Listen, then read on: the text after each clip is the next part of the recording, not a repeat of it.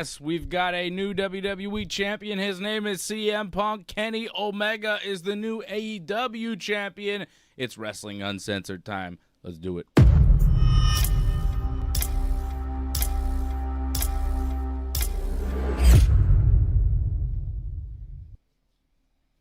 Indeed. Yes. Yes, Johnny. Not much big news this week in wrestling, right? Just normal. It's normal, right? New champions on both shows. New champion crowned on Monday. New champion crowned on Wednesday. Just a normal week in pro wrestling. Fun. Fun week. I think you can tell that changes need to be made, and it's happened. And I think they're hoping that it's going to help drive their upcoming big shows, because I think that's the big selling point right now, is they're trying to sell their big shows that aren't selling so well. Yes. What shows are you talking about? SummerSlam?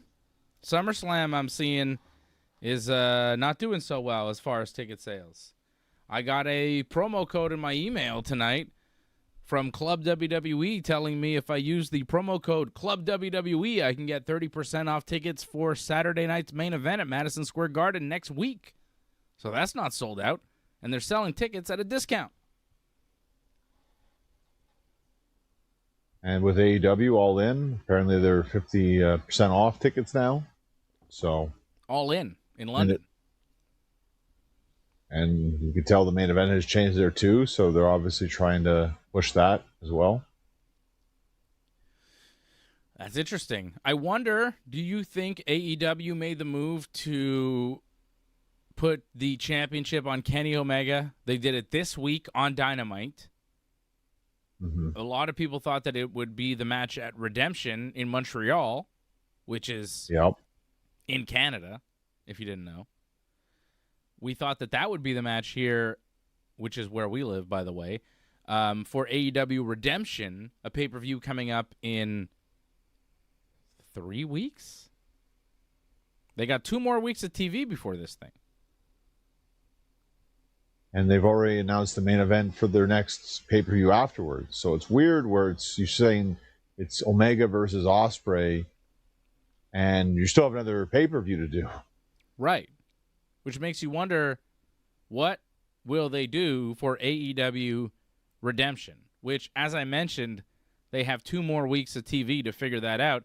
And so far, the only match that's official is Tekla versus Willow Nightingale. Tekla, who's become one of my favorites. I just think she's wonderful. She's fantastic. She's a great wrestler. She's got a great persona. She's got charisma. She reminds me of Luna Vachon. There's a lot of cool things about Tekla.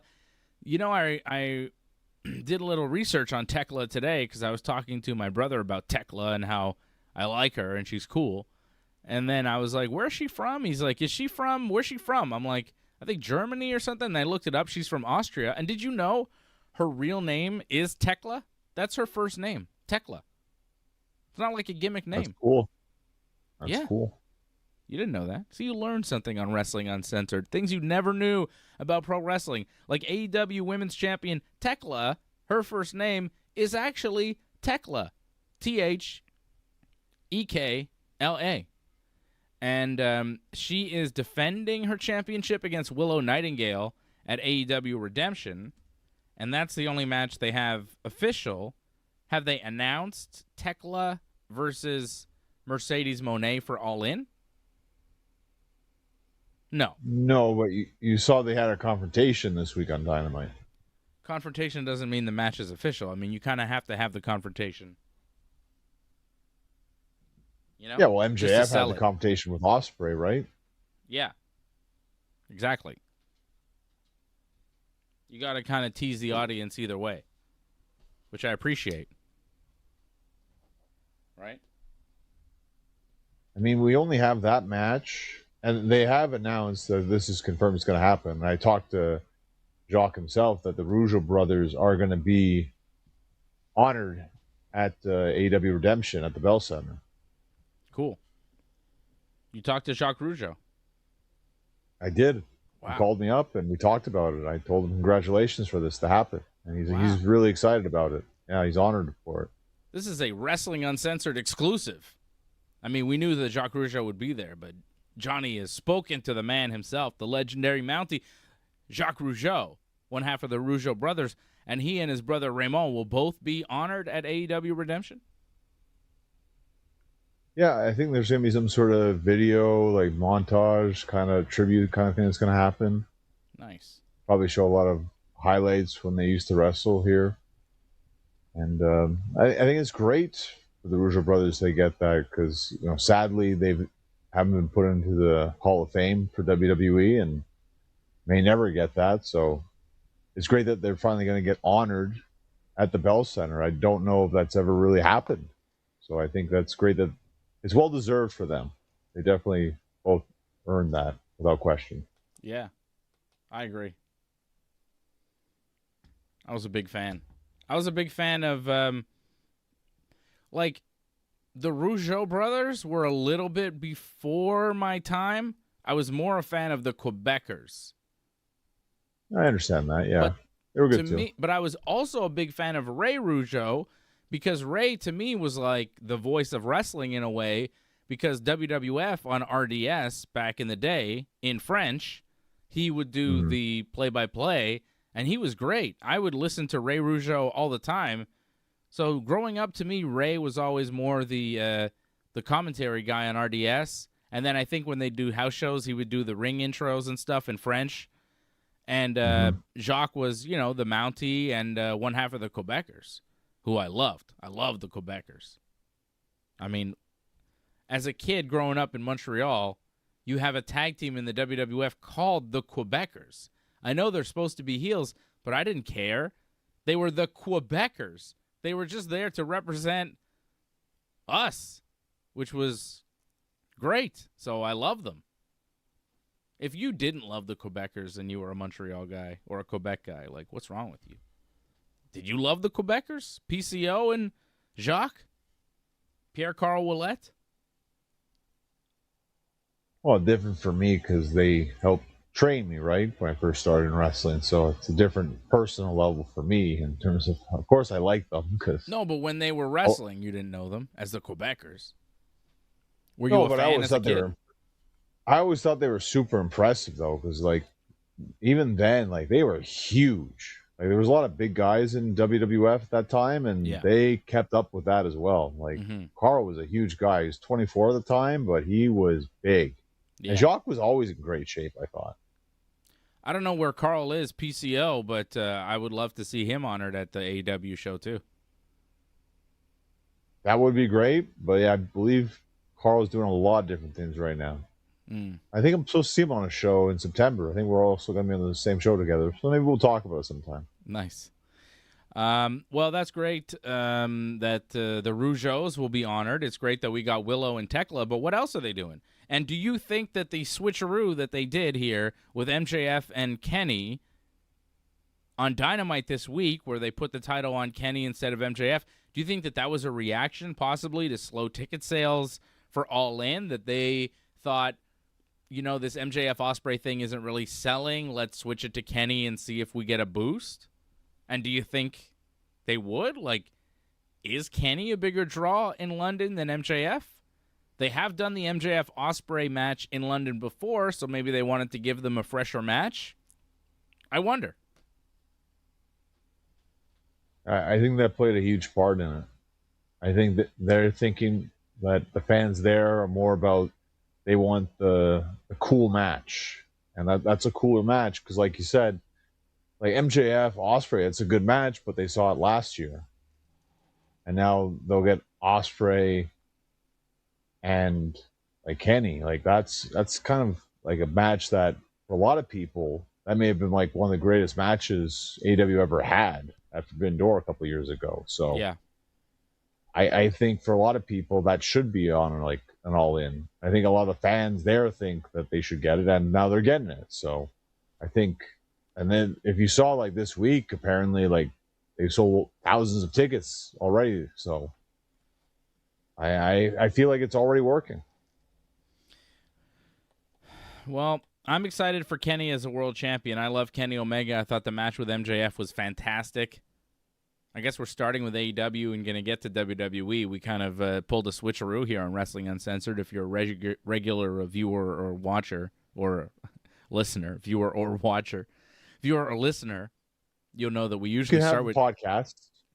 No, but I said viewer or watcher. That's the same thing. That is the same thing, but you can listen. Well, that's what I'm trying. I was trying to. I'm trying to say it. You can't get it out though. Yeah, and you're not helping me either, there, buddy.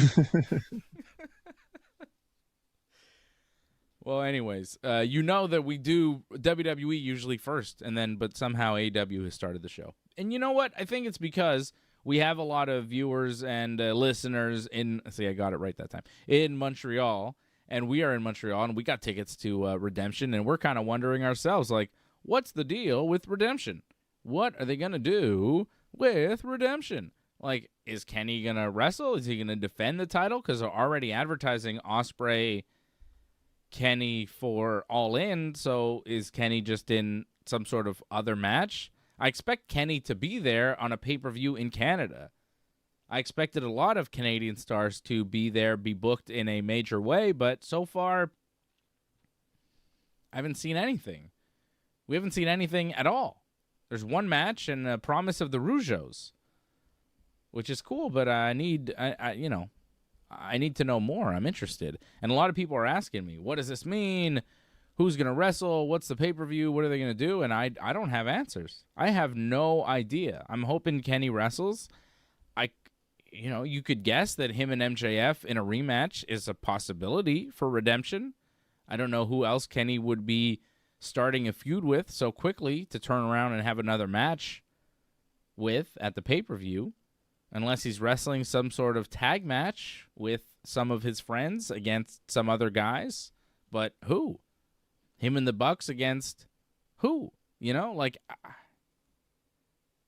I struggle to find an answer to these questions.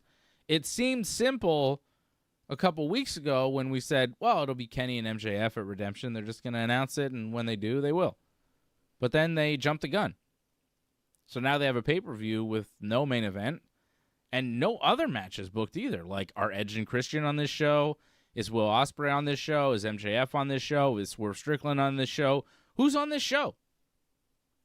It's in 2 weeks, and I don't know if they're more focused on selling tickets at All In than they are for, Montreal and Redemption, but they need to sell tickets for that one too.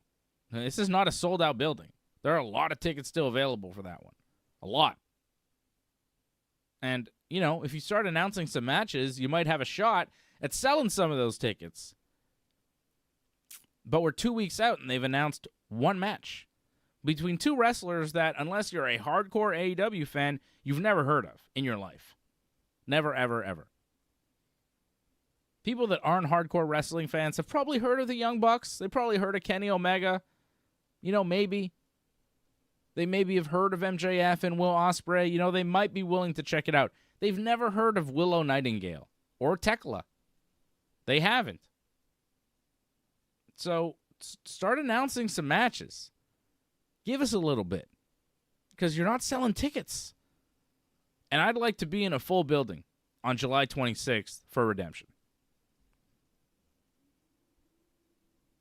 Well, they said from the start this was very ambitious of them to do this. I think Place Bell would have been better. I think they could have pulled that one off. This, I think, was just maybe a little bit too much. And, again, I think the timing of this, not great. I mean, they seem to be focusing, like you said, more on All In than, there happens to be a show in Montreal. The only show that they're having in Canada this month at all. Like, it's just come to Montreal and go back to the States. So it's not like something you can build off of with this. It's just this one shot. That's it. We'll see what happens. It's good that you got your tickets, because I think this might be a one done for Montreal. I think more than likely. That's what we thought when they did 2 nights of TV here, and now they're back for a pay-per-view, and they haven't done better promoting the events than they did last time, and I think the results will be the same, where they just get a half-empty building, and they don't come back for a few years. Like, it's been how many years since AEW was here? That was what, in 2023, the end of 2023. Okay, so about 3 years, 2.5 ish, but that's a long time between shows, and I don't know. Like it's not Montreal's fault. AEW is not really promoting this thing. Have you seen any advertisements for AEW Redemption, like in the streets of the city anywhere? I've seen some stuff online, but I see stuff online about wrestling all the time, so I don't know if that's a real good indication. I haven't seen anything Montreal level, any Montreal buzz for this show that's 2 weeks out. And AEW themselves haven't really done anything. They're doing more to promote All In than they're doing to promote Redemption, but Redemption's their next show. It's supposed to be this new pay-per-view, and the Bell Center is a big building. They got to sell tickets for this. It's weird. It's almost like they forgot. Very questionable. Oh, I don't think they forgot. I just don't think they understand how to manage this. Like now they're having like Jacques Rougeau like do interviews to help promote this. Like that's a big advertising thing for that. And Jacques, there's a fan base for that, but still, like that's a certain fan base. But you're not going to get everybody with that. How much can Jacques do to promote AEW? You know what I mean? I get you. Like when Jacques is going out to promote AEW Redemption, he's saying, "Come see me and my brother at AEW Redemption." Okay, Jacques, tell us what's going to happen at AEW Redemption. Well, the guys, they do some good wrestling and they have some good wrestlers. I don't know if Jacques that familiar with the roster. You spoke to him. He knows there's the guys there that wrestle. He knows Jericho. He knows Jericho will show up probably. He knows Jericho. But I doubt he's that familiar with MJF or Will Ospreay. He may have heard the name, but like a lot of these wrestlers that have done it forever, they've had enough. They don't want to watch these guys. They've seen wrestling. They're good. And I get it.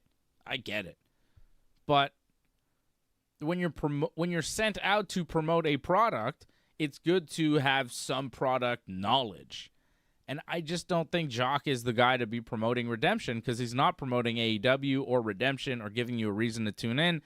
He's promoting Jacques Rougeau, which is what he's sent out to do. Like, what is he supposed to do? You got to send out people that know AEW. You got to send out MJF to do media. You got to send out Kenny Omega and Will Ospreay, people that can represent the company. The problem is they don't have a lot of guys that they can send out to do media. That's kind of an issue in AEW. When you think of their top guys, you don't have a lot of good media-trained guys that can go out there and talk to anybody and bring people into the show. Like MJF is too in character to really get the job done, okay, on a level where the mainstream media will be happy. Will Ospreay, I just don't think is media savvy enough to say the right things all the time. Like you look at the WWE and they have a lot of guys that can go out on like the Tonight Show and say the right things.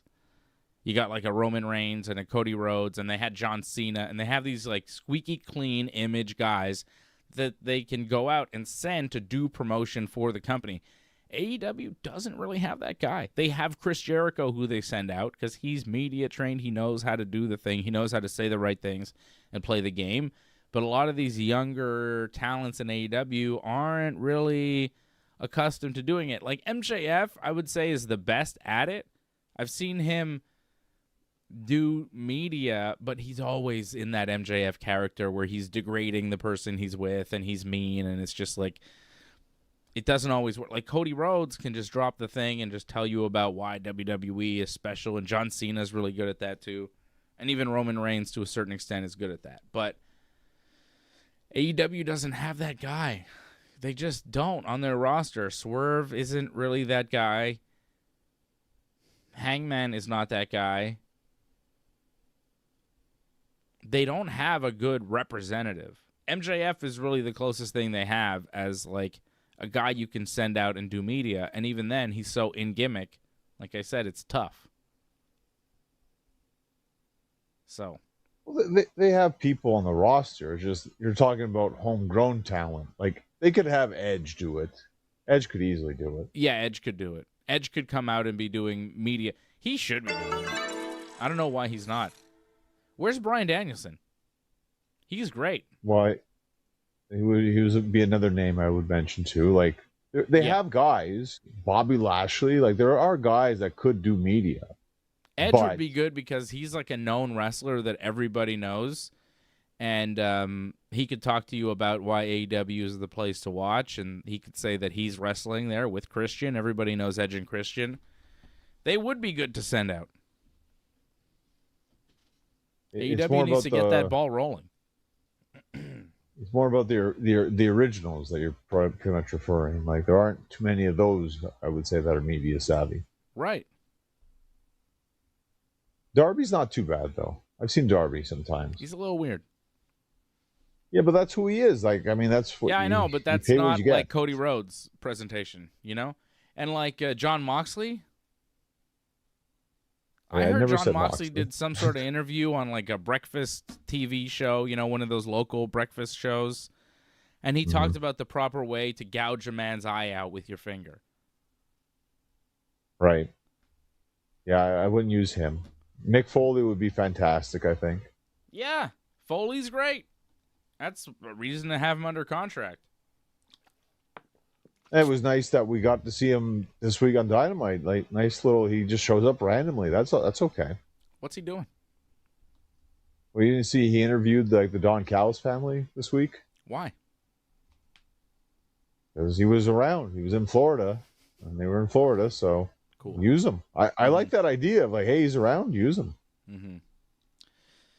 Well, Kenny Omega's the new AEW World Champion, which is good because the stipulation was that if he lost, he would never get the challenge for the AEW title again, which, like, enough with that. So that's good. That's the main point. He could lose it tomorrow, and that's fine as long as he doesn't have to deal with that dumb stipulation because it's just pointless. And now what? I have no idea. I have no clue. What do Edge and Christian do? What does Kenny do? I have some suggestions. Like one, like I've said this for a couple weeks now. Edge and Christian against the Young Bucks. Are they going in that direction? Are they close? They've been building the Young Bucks like the last couple of like weeks. Like they always win almost all their matches. Mm-hmm. It feels like they're building them up for something. So, yeah, I think that should be the match. That's an instant sell right there. It's like, well, Edge and Christian versus the Young Bucks. Yep, I want to see that. That's cool. Do that. I thought originally it'd be Mike Bailey against Kevin Knight. Yeah. But I think they're going in a different direction, which is still good. I think it's going to be Mike Bailey against Kyle Fletcher because Kyle Fletcher also won a championship. And I think that's going to be the match at Redemption. Kyle Fletcher versus Mike Bailey for the International Championship. Oof. That could be very good. Yeah, I mean, it could be the match of the night. I'm excited for that. Okay. What about MJF, Kenny Omega, Will Ospreay? What about those guys? It's one of two things. Either you do the rematch, MJF versus Kenny, or you do some sort of tag kind of thing. You do like Ospreay and Kenny against MJF and somebody. Probably Swerve, I'm going to think. I'm not interested in that. Well, then you got to do the rematch. That's not a main event, though. What's the main event? Well, that's a good question what the main event's going to be. I'm not really 100% sure what the main event would be off all this. That's what I'm saying. Like, if you do a tag match there with Kenny, the world champion, what's the main event? It's tough. I mean, it has to be probably a championship match of some kind. I honestly, because it's in Montreal, I'd put Bailey in the main event, but I don't know for them if they feel it's justified. We'll see, Johnny. They've got a couple weeks. We'll see what they do. But Mike Bailey, Kyle Fletcher main event, like, I don't know. I don't know if that's enough. See? I knew you thought the same way. Like, it's not a main event match. It's not. I mean, It's maybe in Montreal, but not for pay-per-view. No one's buying that. Outside of the city, you know? You don't sell it like that. It's just that happens to be the last match of theirs. That's it. So far, you're not selling me on this pay-per-view, though. It seems like the weakest pay-per-view of the year for AEW, given what you've told me. I think there's a strong possibility it could be one of the weakest pay-per-views. The way AEW has poorly put it together, sadly, we're just like, well, we're happened to a show, and it's going to happen. We're thinking more about All In at this point.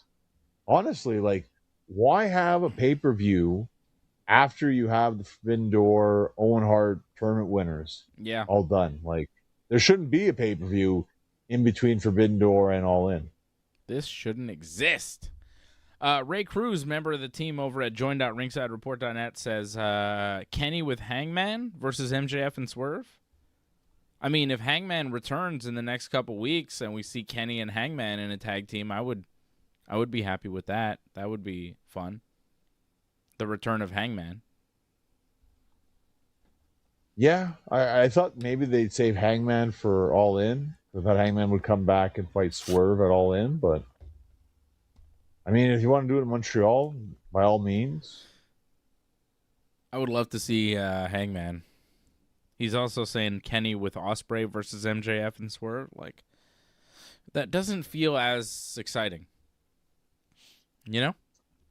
Because it's just like, let's take guys in the main event and have them wrestle each other again. It's like, well, for what? With Kenny and Hangman, like, there's a story there with Kenny and Hangman. I don't really need to see Kenny and Ospreay team together before they face each other. Although they are kind of friends. You know, it's possible, but it doesn't excite me. Well, there's a couple of people you want to see, right? For me, I want to see Edge and Christian. I'd like to see them against the Young Bucks. I think that'd be pretty great. Yeah. And I'd like to see Ospreay live. Yeah. That'd be pretty cool. Yeah.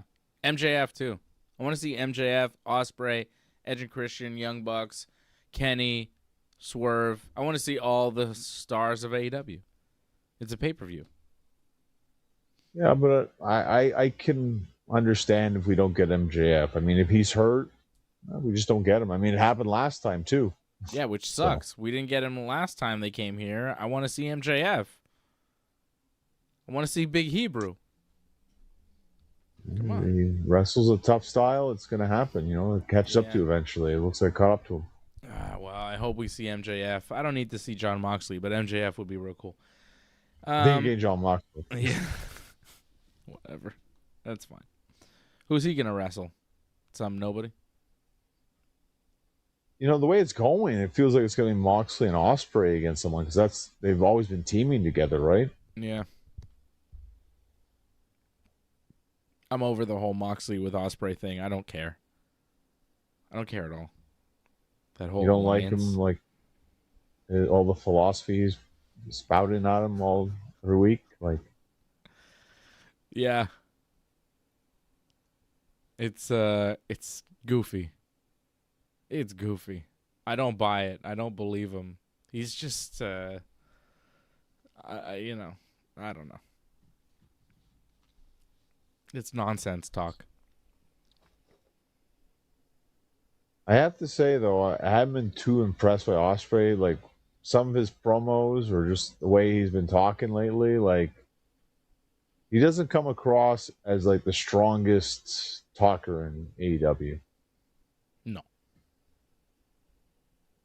He's not bad. But the strongest talker in AEW is going to be hard to beat. Like, come on. Well, I feel like he's far from, like, in terms of wrestling, he's probably, like, number 1 or 2.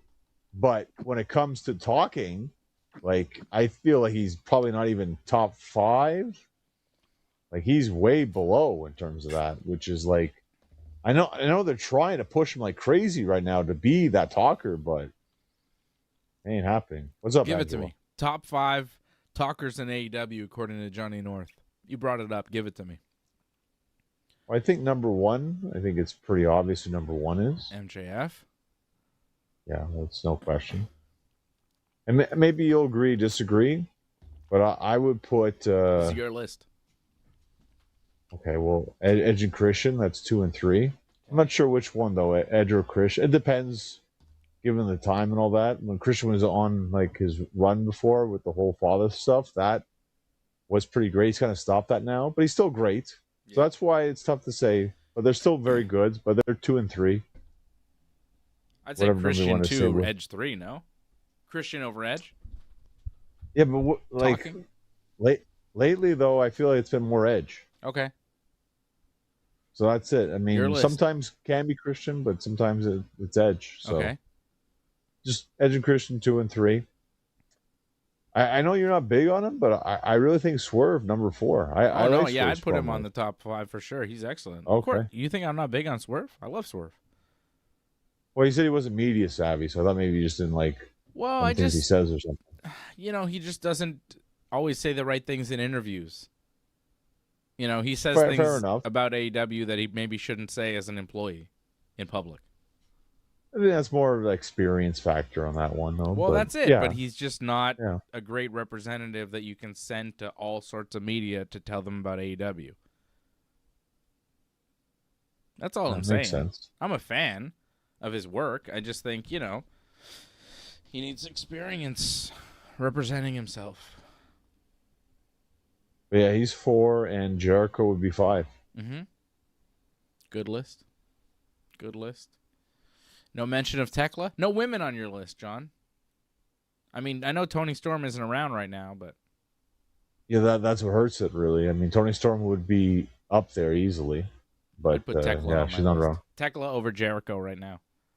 Right now, I'd put Tekla over Jericho and Edge and Christian. I'm going to give you my top 5 real quick. I'll give you MJF, number 1, of course, unchallenged number 1. Number 2, I'd probably go with... Who did you have again? I had Edge and Christian. Yeah, who else did you have on your list? Oh, Swerve is there. Swerve is good. Swerve might be number 2. And then number 3 would be Tekla. And then number 4 would be Mercedes Moné. I think she's very good. And I'd give you... I kind of like Kenny's promos sometimes. But I get it. I like Darby Allin's promos. I'd go Darby Allin, number 5, talker. Okay. I like his little movies and stuff. He's good. Well, I'd put Darby over Ospreay. Again, like, we're only doing top 5 here, but like you're mentioning other names too. It's like I'd put all those over Ospreay at this point. I mean, I'm starting to wonder if Ospreay even cracks the top 10. Interesting. So you would put like Mercedes and Tekla as better talkers than Ospreay right now in AEW? Oh, yeah. Yeah. Surprised you didn't put Mercedes on your list. She's kind of always there. She's there, but like I'd still put Jericho over her. I'd put Swerve over her. Like I don't feel bad about that. Shout out to Angelo Contagonis on the chat. Jason Pete in the chat. Some members of the team over at join.ringsidereport.net. What's up, Angelo? Jason out in Mexico. Angelo in Laval. Joining us here live on a Friday night. Talking some professional wrestling. So AEW's got Redemption coming up, and that'll be July 26th. Still just one match announced, and we'll definitely continue to monitor that situation, right, John? Because we got a vested interest. Can you pull up the map, see how the tickets are going? Pull up the map, he says. AEW Redemption tickets. Hey, Johnny wants to see the map. Johnny wants to see the map.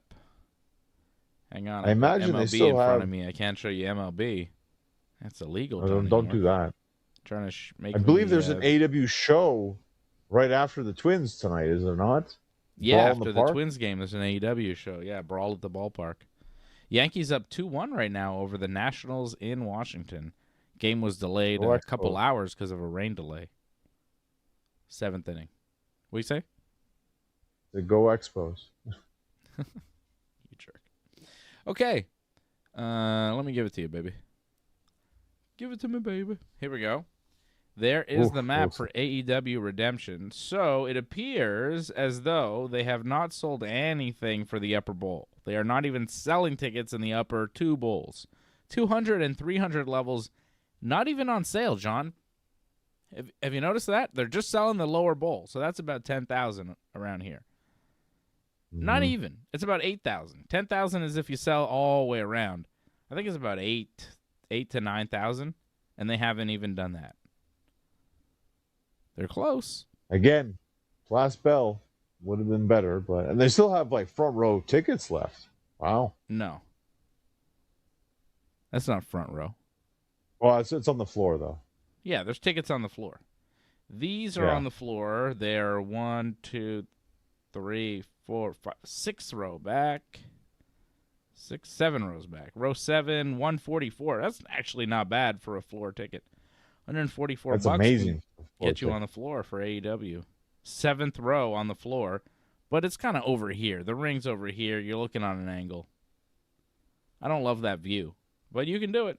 You can sit all the way back here on the floor. Almost at the furthest row, 125. I think you'd be better off sitting like up here for $76, honestly. You got a better view than you would on the floor. I would take these over those if you want my opinion on what the view is going to be. This is cheaper, and I think you get a better view. You're further back, but you're up, you know? Well, it looks like there's only like a couple of those tickets left, though. No, there's a bunch. You said like it's like over here. You want 3 tickets? Boom, area. boom, boom. See all these here. See what I'm saying? Yeah, it's a lot of ones. Yeah, but there's like 3, 4. Look at all these over here. Huge rows that you can get right over here. You can get seats over here in the Reds for $76. It's a good deal. What about these? These are like the better seats available. What are these? $174. That's pretty good. Wow. It goes to show you that's more expensive than on the floor. Yeah, well, they're better. You can see better. What about over here? These got stars on them. How much are these?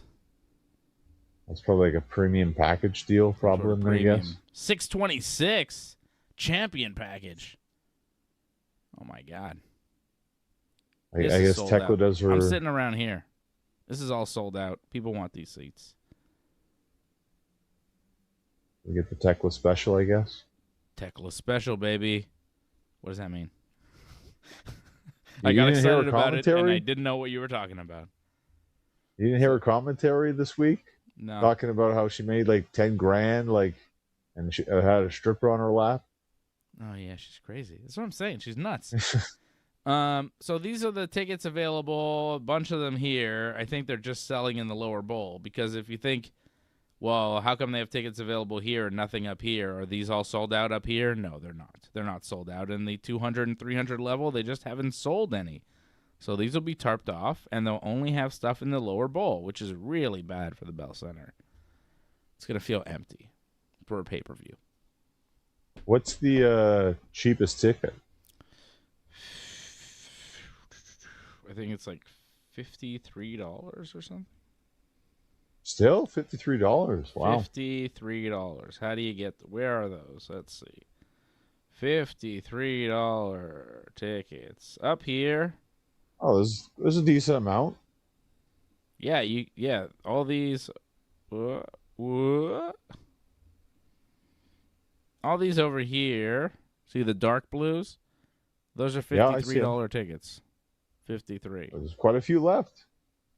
53. And not that big of a difference from 76, really. No, these are the 76. Well, I mean, right here, it's the difference of one row. 76, 53. I mean, if you're paying 76 over here, you're getting screwed. Get the 53. Don't buy these. Buy these. It's,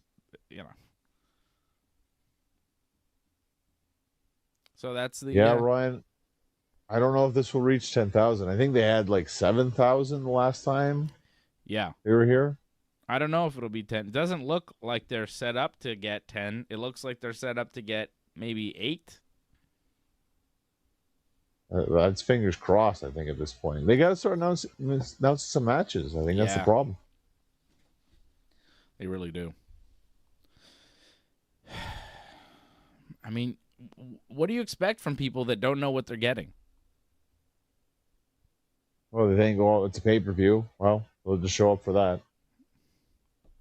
You can't just do that. Like, I'll buy tickets. You tell me AEW pay-per-view, I know the track record is good. I'm not even worried about the card. I have tickets. I'm going. I don't care what the card's going to be. I'm going to see some great wrestling. It's going to be good. No matter what they do, it's going to be good. I have faith because the track record this year of AEW pay-per-views has been outstanding. So I believe in AEW's product. I believe in their wrestlers. And I know that the show's going to be good. But I'm not the majority of wrestling fans. I'm a wrestling super fan. If anybody comes here, big wrestling show with a pay-per-view, I'm going. Because I love wrestling. To a very high degree. It's like disturbing, how much I love wrestling. So, I'm the minority. Other people, you got to give them the matches. You got to tell them what they're going to see. Tell them who they're going to see. 2 weeks away. They could sell more tickets if they promoted this thing. Well, also, remember, too, you got to get there earlier because the pay-per-view starts earlier now. Yeah, well, it ends earlier, too. Hopefully. Well, I mean, yeah, okay. It's not going to end at 1 o'clock in the morning. It'll end like midnight, 12:30. Yep. Well, it'll be fun. No matter what, John, it'll be fun. Right? I mean, you still believe it'll be good, even if we don't know what it'll be. Well, like I said, there's draws to it. I really want to see the Rougeau brothers, like that whole honor ceremony they're going to get. I'm looking forward to that. And it's always great to see Jericho. I don't think we saw Jericho last time when they were here, no? I don't know. Who does he wrestle? Ciampa again? That was a great match this past week on Dynamite. I thought Dynamite was probably easily the best show this week. Mm-hmm. Even though I know Raw had a good show, but Dynamite, that was one of their better Dynamites they've had in a long time. I thought Punk and Sami was good, but I thought Kenny MJF was better. I mean, you can't even compare almost. It's a good match, but then it's they went out and had a pay-per-view quality match. It was insane. It's not even close to comparing. No. They had an AEW pay-per-view quality match. Not a WWE PLE quality match. Punk and Sami had a PLE match. It was PLE-ish. Oh, I thought that was a Raw main event. It was good Raw main event, but that's what it was. Well, let's talk about it. Sami Zayn loses the championship. 9 days later, he wins it in Saudi Arabia. They get the big pop for the Night of Champions show in Saudi, where Sami's very popular. Sami finally gets to call himself a one-time WWE champion. He made it. He posed with the belt. He went everywhere with the belt. But in the end, he loses the belt after about a week to CM Punk. I thought that he would lose the belt on Monday. I thought that it would be short-lived. Johnny, you owe me a Gatorade because you said Sami would retain somehow, some way, but I knew he was dropping the belt, but maybe you owe me nothing because I thought it would be to Cody Rhodes. I didn't think it would be to CM Punk, who makes his return after not being in the WWE since the night after WrestleMania. Punk returns after months away in Chicago after Gunther attacks Cody, takes him out. They decide they're still going to have a title match. Nick Aldis decides that it'll be CM Punk, and here comes Punk in Chicago. Crowd goes nuts. Has a great match with Sami. Winds up the winner. Haluva kick. Go to sleep. 1, 2, 3. CM Punk is your new WWE champion. Punk is the champion once again. And I'm happy about it. I love CM Punk. CM Punk's great. CM Punk is a great champion. CM Punk has been missing in action for months. I like to see CM Punk on TV. He's now on SmackDown. We saw him on Raw. We saw him on SmackDown tonight, cutting a promo, setting up his main event SummerSlam match with Cody Rhodes for the WWE title. That's going to be a big match. I'm excited for that. I know people are mad, like, Sami finally got a shot. How come you didn't give him a run, this and that? But it's like, Sami got to be WWE champion. Sami's still in the mix. Sami's still around. He's still in the story. And who says he's not going to be champion again? The story was for Sami to be kind of the transitional champion between Cody and Punk, to not have Cody lose to Punk, because that was the SummerSlam main event, and they didn't want it to be Cody going in as champion. They wanted to have Cody chase Punk into SummerSlam, and that's what we got. And, you know, they started the story the night after WrestleMania.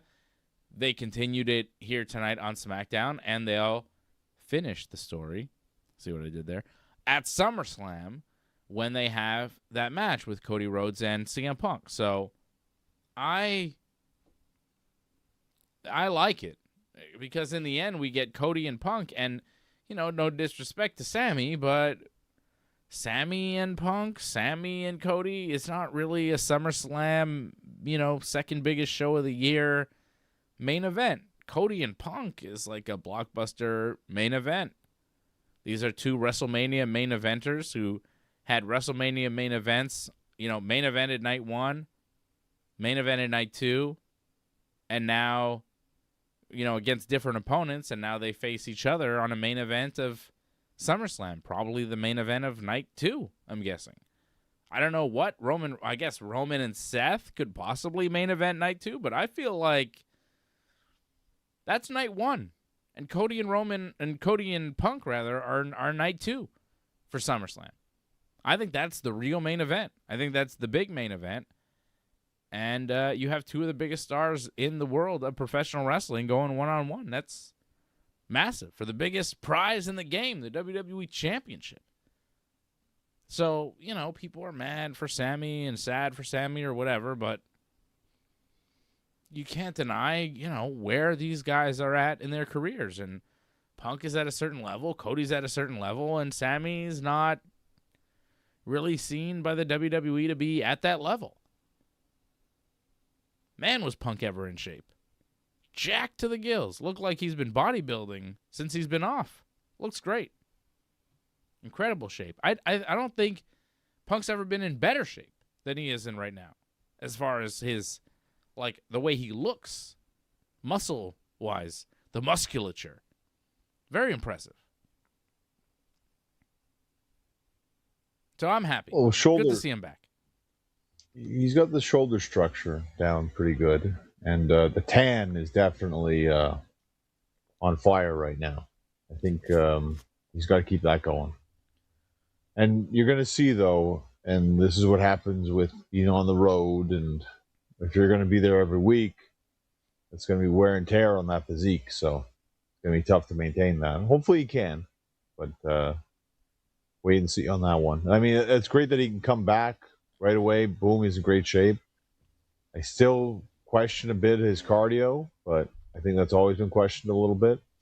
So, again, that's something that you just have to deal with.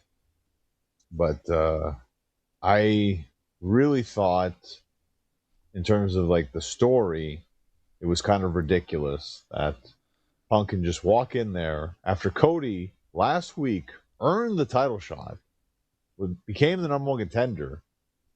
He gets taken out. Oh, well, we have to have someone else do it now instead. Like, that to me is ridiculous. Cody earned the number one contendership. Why did you just give it away on the same show to somebody else who just walked in off the streets? I think that was ridiculous. Because they advertised the title match, and by God, they were going to give Chicago a title match. Because their struggle with the GMs, everything's out of whack. Nick Aldis and Adam Pearce are arguing over who has control.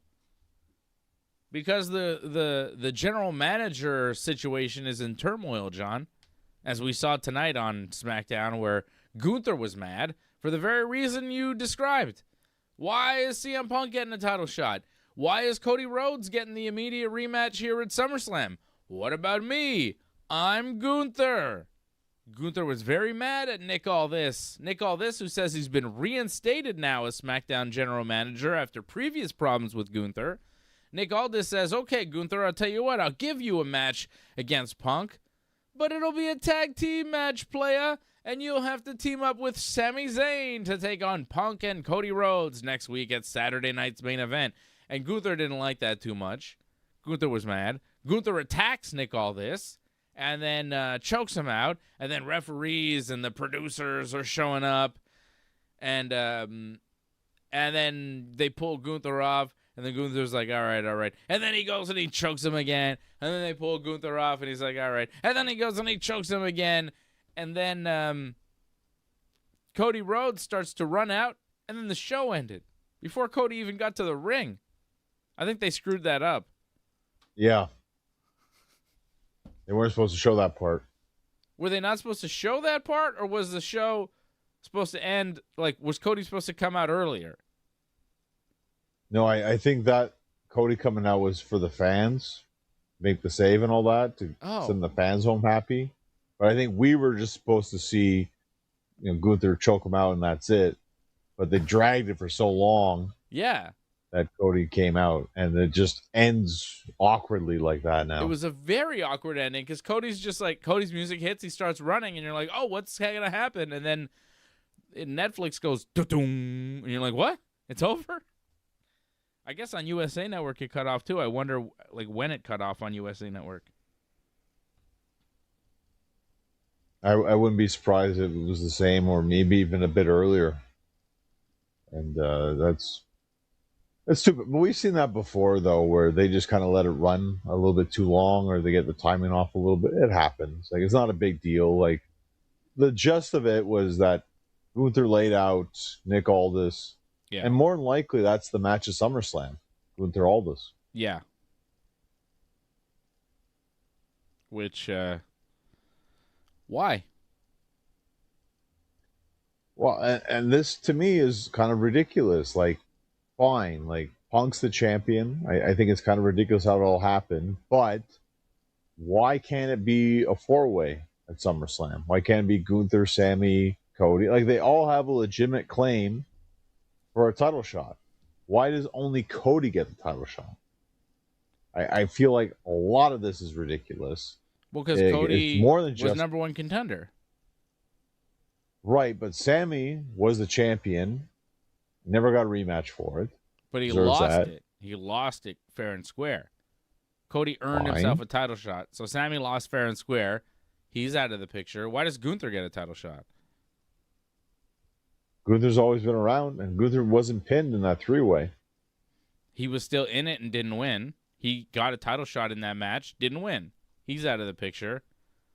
Punk, lost to Roman Reigns, the OTC at WrestleMania, but he's CM Punk. He only lost to Roman Reigns. Before that, he was the world champion for many months. Why doesn't he deserve a title shot? See, I think this is a huge problem where a lot of people start saying that Punk is the new Hogan, because Punk just walked in there, no build whatsoever, just, I'll walk in there because it's Chicago and it's my place, so I'm taking the title, and that's exactly what happened. Very Hogan-esque, and he even did the whole Hogan ear thing as well at the same time, so kind of rubbing it in a little bit. Fine. So what? He's great. Who cares? Like, I don't get it. I don't get why people are so mad that, Sami Zayn lost the title. Who cares, man? You think Sami Zayn's better than CM Punk? Who would you rather be WWE champion than CM Punk? Cody Rhodes? Okay, give it back to Cody. I'm fine with that. I love Cody. Cody's the only guy that I would root for over Punk. So SummerSlam's going to be fun for me because those are two of the best guys in the whole world, two of the best guys that WWE has ever put in a main event of SummerSlam. They're going to have a bust-ass match, and Cody Rhodes is a legendary figure that could very well take that title back from CM Punk at SummerSlam, and I wouldn't be mad about it one bit. I would be happy because we're going to see two great professional wrestlers that deserve to be on the top of the wrestling business, wrestling for the biggest prize. I don't get the outrage. These guys are the best. They're so good. They're so good. Who would you rather see on top? Who is better? Who is better? The only guy that I'm like, man, I wish that they would do more with him. He's really good and not getting enough is LA Knight. He's the only guy that looks the part, acts the part, talks, walks, wrestles, everything. He's got it all down. He's got momentum. He's got the crowd actually behind him, the crowd that cares about him. Come on. Jason Pete says, we have to be honest. Sami Zayn is a fantastic wrestler, but the likes of Rhodes and Punk have that it factor. Yeah, of course. And anybody debating that doesn't really understand pro wrestling. You just don't get it. Because, like, Sami is great, and I get being mad for Sami, but you have to be honest and recognize, like, Punk and Cody are bigger performers, are bigger names, are more over, and I would say more talented overall than a Sami Zayn. And that's no disrespect to Sami Zayn. Not everybody is Michael Jordan. It's fine to be, somebody else. You don't have to be the greatest or one of the greatest ever. CM Punk is a first ballot Hall of Famer, one of the greatest of all time. And Cody Rhodes is making his way to being that. CM Punk is one of the greatest ever. Sami Zayn is one of the greatest of his generation. But I don't think he's one of the greatest of all time. He's going to go in the Hall of Fame for sure, but he's not going to headline a Hall of Fame class. You know what I mean? I just feel that they should have given him a chance here. I feel like they didn't really give him a chance to see what he could have done as champion. But what's a chance? What's a chance, John? Main eventing SummerSlam? That's hard to do when you're trying to sell tickets on 2 nights in a stadium. You can't really main event SummerSlam with Sami Zayn when you're trying to sell tickets in Minneapolis. Like, it's no knock against Sami Zayn, but when you want a marquee match, you got to go to Cody and Punk. You got to go to Roman Reigns. You got to go to your top bill. I mean, you got Roman and Seth. What match could you do on night 2 or night 1 if Roman and Seth are night 2? What match could you do with Sami Zayn that could equal Roman and Seth? Honestly, if it was Sami versus Cody versus Punk, I think that would work. But even still, you still need Punk and Cody. The key ingredients, John, in your match are still Punk and Cody. So why do you need Sami at all? You don't. And that's why they got rid of him. He's unnecessary. He messes up the marquee. No one wants a 3-way. You want a 1-on-1 to close the show. 1-on-1 title match, WWE title. This is the summer WrestleMania. This is SummerSlam. This is not in your house. Well, to be fair, this isn't even going to be a main event, Cody and Punk. They've already said the main event, night 1, is Brock and Oba. Night 2 is Roman and Seth. So Cody and Punk isn't even your main event. Brock and Oba are a main event. They're not the main event. Difference. You don't think that? Closing the show and being called a main event are 2 different things. You know that. You don't think Brock and Oba are going to close the show? No. I mean, how can it not? Because CM Punk and Cody Rhodes are going to close one of the nights. How could they not? I really think Hell in a Cell is going to do it. You're crazy. Are you crazy? I think you're crazy. Are you crazy in your head, Johnny? Come on. Well, Ray Cruz says, I don't believe the fans are mad, but are disappointed about a short run that Sami got. Yeah, I get it. Short run. But it would have ended at SummerSlam anyways. Like, I don't see a long run for Sami happening, and I don't think you can give him a long run right now when SummerSlam's around the corner and you got to sell tickets with a marquee match. And like John saying, we'll do a 3-way with Cody and Punk and Sami. It's like, okay, well, why? And how do you get there? And, why even include Sami?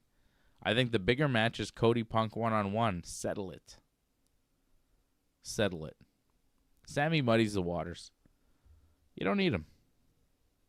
Like, I get, you give a guy his first title run and it only lasts a week and he's got fans and those fans are going to be mad, but it's just the nature of the beast and why Sami would have never got the title if Cody and Punk weren't supposed to wrestle at SummerSlam. Like, the whole reason Sami got the belt was that so he could take it from Cody in a triple threat and then lose it to Punk so that you could set up Cody and Punk.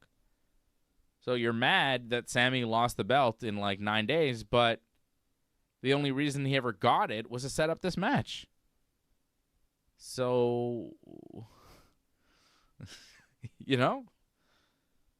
he was just there as a tool of this Cody Punk thing. It was never a real title run. So I don't understand being mad when... And, like, this is not the hottest Sami Zayn's ever been. Like, be honest about where Sami is right now. He's not super over. He was so, like, underwhelming as a babyface that they kind of turned him heel because the fans just turned on him. And now he's got this, like, heel thing, and the fans are like, I don't get it. Are you a good guy? It's unclear what's happening. Still unclear. He's like a confusing heel. It's like he's not... This is not pinnacle, peak Sami Zayn that's really got the crowd in the palm of his hand like he did in the Bloodline days. It's different. He lost momentum. Like, he's not at the peak of his momentum in the WWE right now. He's winning the championship at a time where he's not the hottest that he's ever been. He's been much hotter. I would say he's been kind of lukewarm lately, and the title reign just came out of nowhere. It's my honest opinion, He's a great wrestler. The timing of it, I think he'll get another run.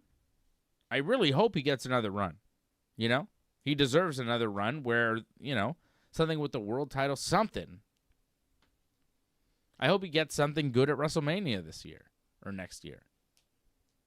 What did he do at Mania this year? Nothing? Yeah, I don't believe he did anything this year. So next year he better do something. No, he wrestled Trick, actually. He lost to Trick Williams. Oh, right. He lost the U.S. title, didn't he? He did lose the U.S. title. Yeah. Trick, yeah. Well, maybe he gets something better next year. It was the year before where he was left off the show, right? Yeah, something like that, yeah. Yeah. I don't know. It didn't surprise me because I figured he was going to lose.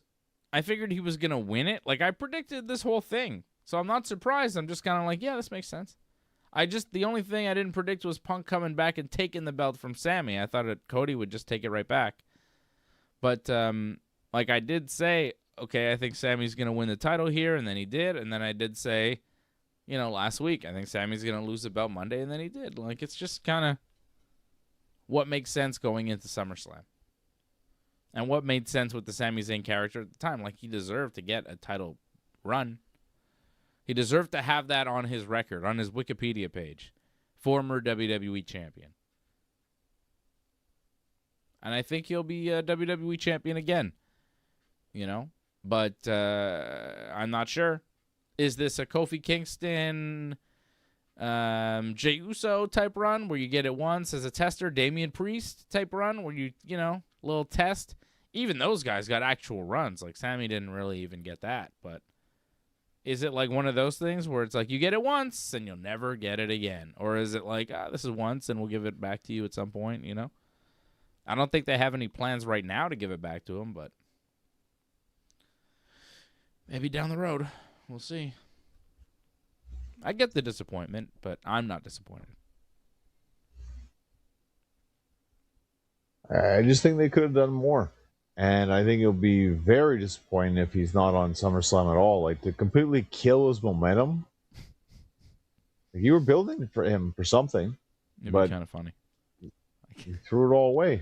Just for this whole, we got to do Punk and Cody. It has to be one-on-one. I don't think it had to be one-on-one at this point, but It's the way they want to do it, sadly.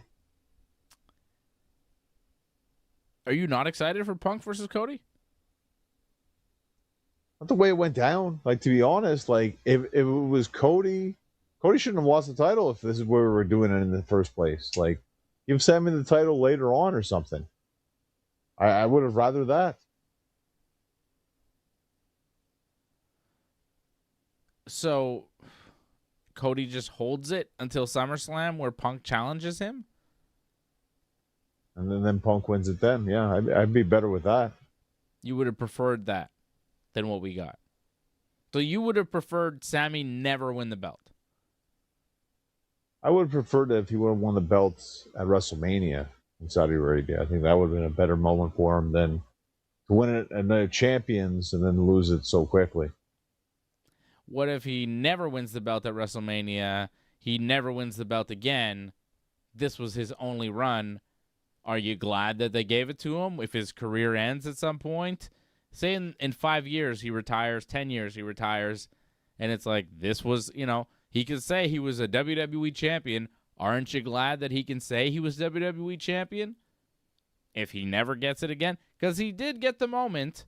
He got the moment in Saudi Arabia with the fans going nuts, and he won the WWE championship, beating Cody Rhodes and Gunther in the same night. He could always say that. He's always got that. And you're telling me, as a Sami Zayn fan, as a guy who knows Sami Zayn, that you would prefer he had never had that over having it and losing it quickly? I don't get that. I just feel like there's just so much they could have done, and they just threw it away. That's kind of disappointing. Where it's like I felt like this could have been something really, really big, and they didn't see it that way. So just very John. disappointing. What's that old saying about it's better to have loved than lost? It's better to have won and lost, John, than to never have won at all. That's what I say. You've It's seen better it, to have won and lost than to never win. And he won. He had it. He can say he had it. If I was WWE champion for 2 minutes and I dropped it, I'd be happy and I would tell everybody, I'm a former WWE champion. Get more money on those indie bookings, brother. Conventions. Whatever. Put it on your resume. It's nice. It's nice to have. I just feel it should have been more. I bet you Sammy's happy he at least got a shot with the belt. Because he said he was happy either way. Like if he never won the title, he said his career is still a success, and it is. Of course. So he made it to the WWE. He's made a great living for himself and his family. How could his career be a failure? He's made it. He's made it in the wrestling business where like 1% of the people that do it ever make it to the heights that he's made it, right? He got to win the tag team titles with his best friend who he grew up wrestling with, and now they made it winning the tag team titles at WrestleMania. Or defending them? What did they do? Did they win them? They won them against the Usos. They won them. In the main event of WrestleMania Night 1. They closed the show winning the tag titles together. He's had some pretty good career moments. I'm not sad for Sami Zayn. He's had a great career. He's now been WWE champion. What more do you want? Roddy Piper was never WWE champion. Never. So, come on now. What are we talking about? The thing with Piper, though. All right, let's not get into Piper and why. Okay, well, if you don't want to go down that road, we don't have to go down the road. But it's gonna take forever. I mean, what are we doing? What? Go ahead. Fuck it. I'm just it can relate to both guys. Okay. Whether it's Piper or Sami, it's more about the chase and then the afterwards. Like with Piper, it was all about him chasing that championship and like to try to get Hogan. I loved it. Like to me, like that's what WCW did so well was that Hogan and Piper chase was so good because it was different again. Yeah. But Jason Pete says Piper was never champ. No, Piper was never champ in WWF or WCW. Was he? He was WCW? He was the Intercontinental, but not champion. the world champion. He Never. was also the U.S. champion in WCW. Never so world champion, though, in either company. Which is I think he also won the tag titles with Ric Flair, if I'm not mistaken. In WCW. In WWE, he won the tag titles with Ric Flair. When? I want to say in 2005. Yeah, I think that's right. Really? 2005. Okay. Yeah. That must not have lasted long. It did not last. La Resistance? I want to say Spirit Squad. Close enough. It's in that ballpark. Okay. Yeah, no, Piper was never champion. Mr. Perfect was never champion. Rick Rude was never champion. Razor Ramon was never champion. Many great Hall of Famers, legends of the business, were never WWE champion. Sami Zayn has been WWE champion. Dusty Rhodes was never WWE champion. Remember all that stuff about finishing the story? How Dusty always wanted to win the belt, how Cody needed to win the belt, that Dusty never won, all this stuff. Sami Zayn won that belt. He held it for a week, but he held it. Jinder Mahal and The Miz also held it, so it's really not that special. Don't worry for Sami. He's making money. He's good. And The Miz and Jinder had longer reigns than Sami. Yeah. Yeah, but Sami had a longer reign than Kane.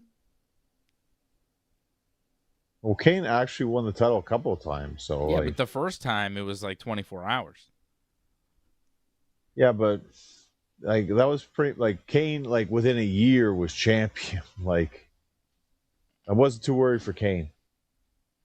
Well, it wasn't really a year for Glenn Jacobs though. He'd been in the company forever with different gimmicks and then right, but for the character of Kane within a year to be champion, you're like, well, he's off to a good start.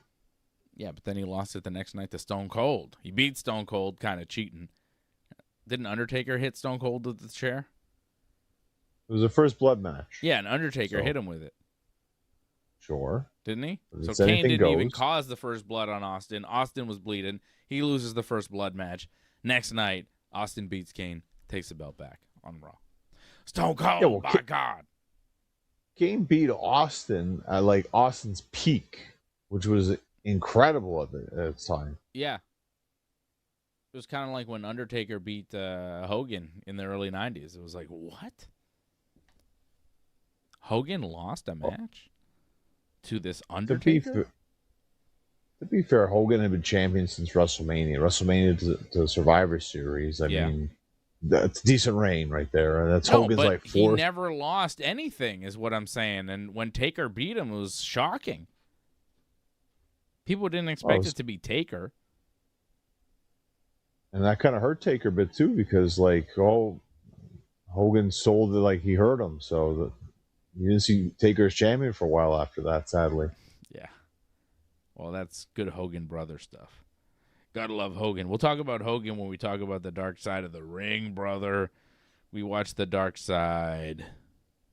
What else happened on Raw? We got new tag team champions. The Vision, Theory, and Breaker win the tag titles back from the Street Profits with help from Maxine Dupree, who is now officially with Austin Theory and not with Otis and Tozawa anymore. How about it? Yeah, and they're like an item too. I was right about that. On TV. Yeah, on TV. Yeah, yeah, I know. Not like it's a Dom and Liv thing. So I mean, I know some people are upset about this. Like, oh, how could they do that? I mean, well, it's not like they don't already do it. It's a TV show. They're acting. So, and like, I guess it's a better look for Maxine, anyways, because I think that whole Alpha Academy thing. I don't know about you. It's kind of run its course, I think, at this point. So it's better for her to do something different, I think, now. Yeah, it puts her in a better spot. The Vision is a more popular group. They're doing more stuff, I don't know why that just happened, but I don't know why it happened either. Something bad happening? We didn't see any of your buddy. Oh, something just happened. Hold on a second. Oh, my God. Wait a second.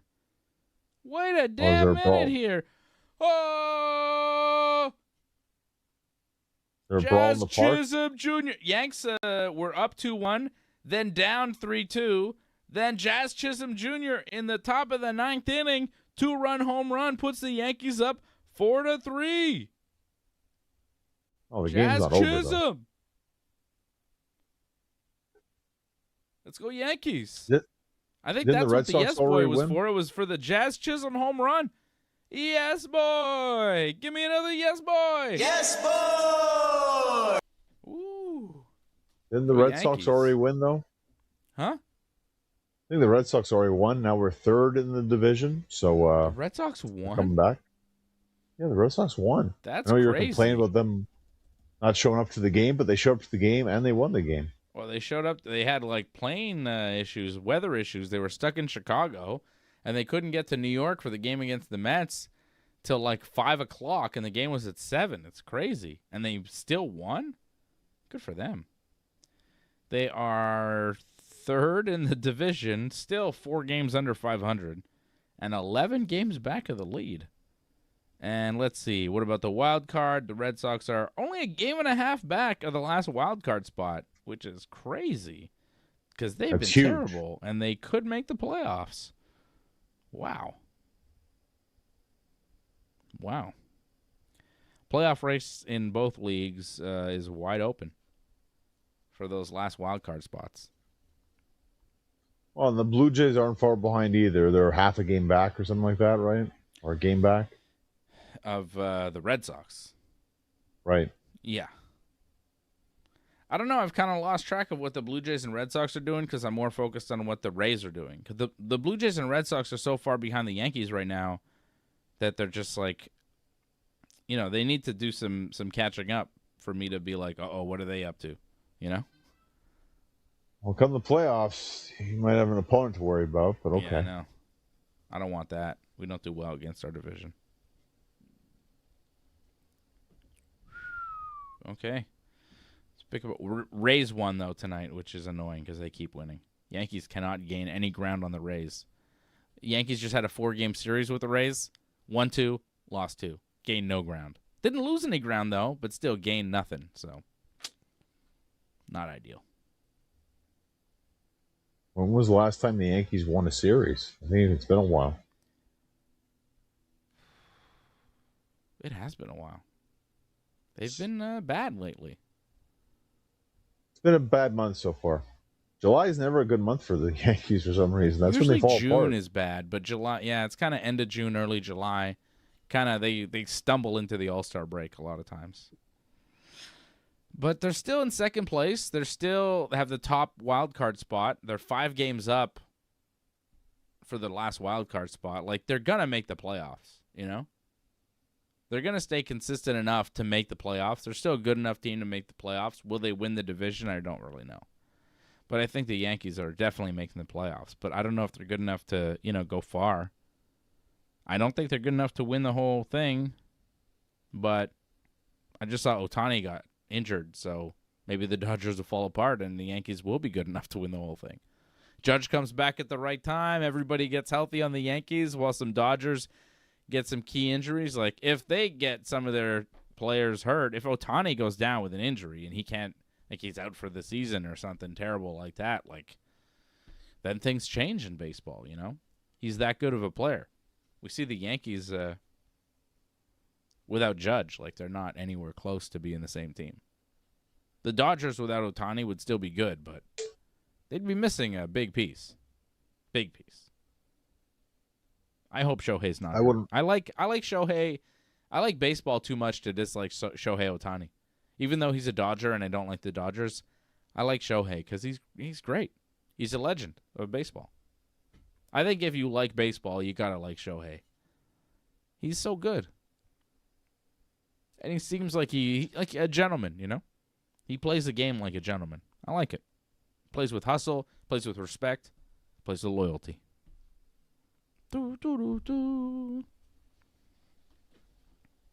And he gets a good check, so yeah, he'll be very loyal with that check. But you can't see him.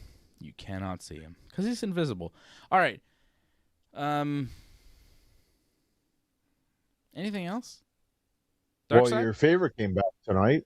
Before we get the dark side, one of your favorites came back tonight. Oh, my God. Baron Corbin. Trick Williams and Carmelo Hayes were wrestling a match. I don't think it was for the U.S. title. I think it was maybe for a shot at the U.S. title for Carmelo. If he won, he gets a shot in the future. Or just a match. Yeah. I think it was just a match. I'm not sure exactly.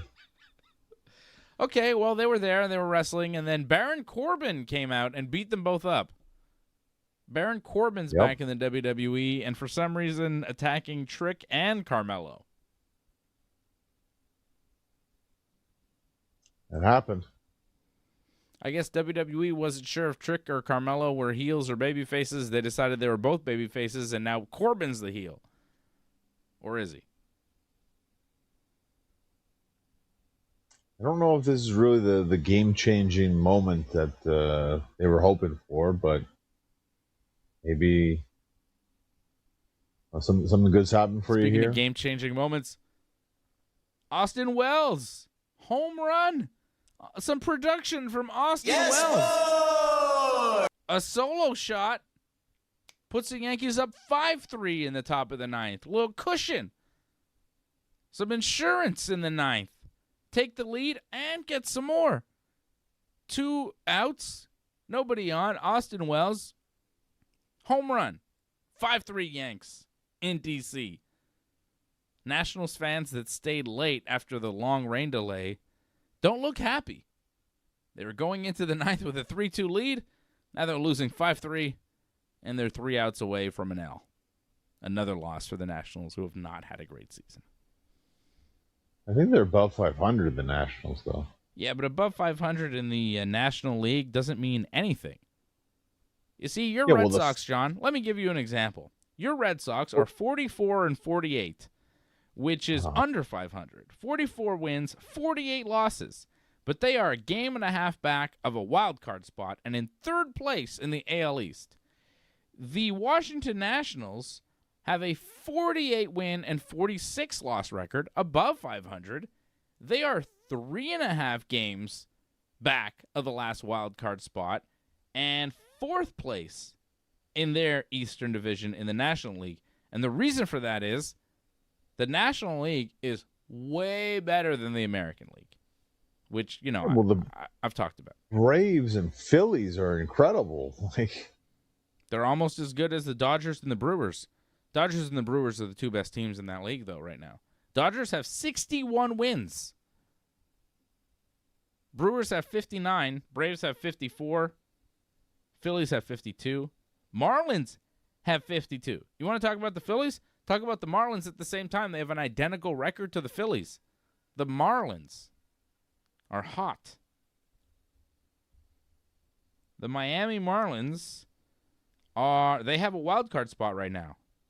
Cubs, Phillies, and Marlins would go to the postseason as wild card teams if it were to end today, with the Braves, Brewers, and Dodgers going in as division winners. In the American League, it would be the Yankees, Guardians, and Mariners as the wild cards, and the Rays, the White Sox, and the Texas Rangers.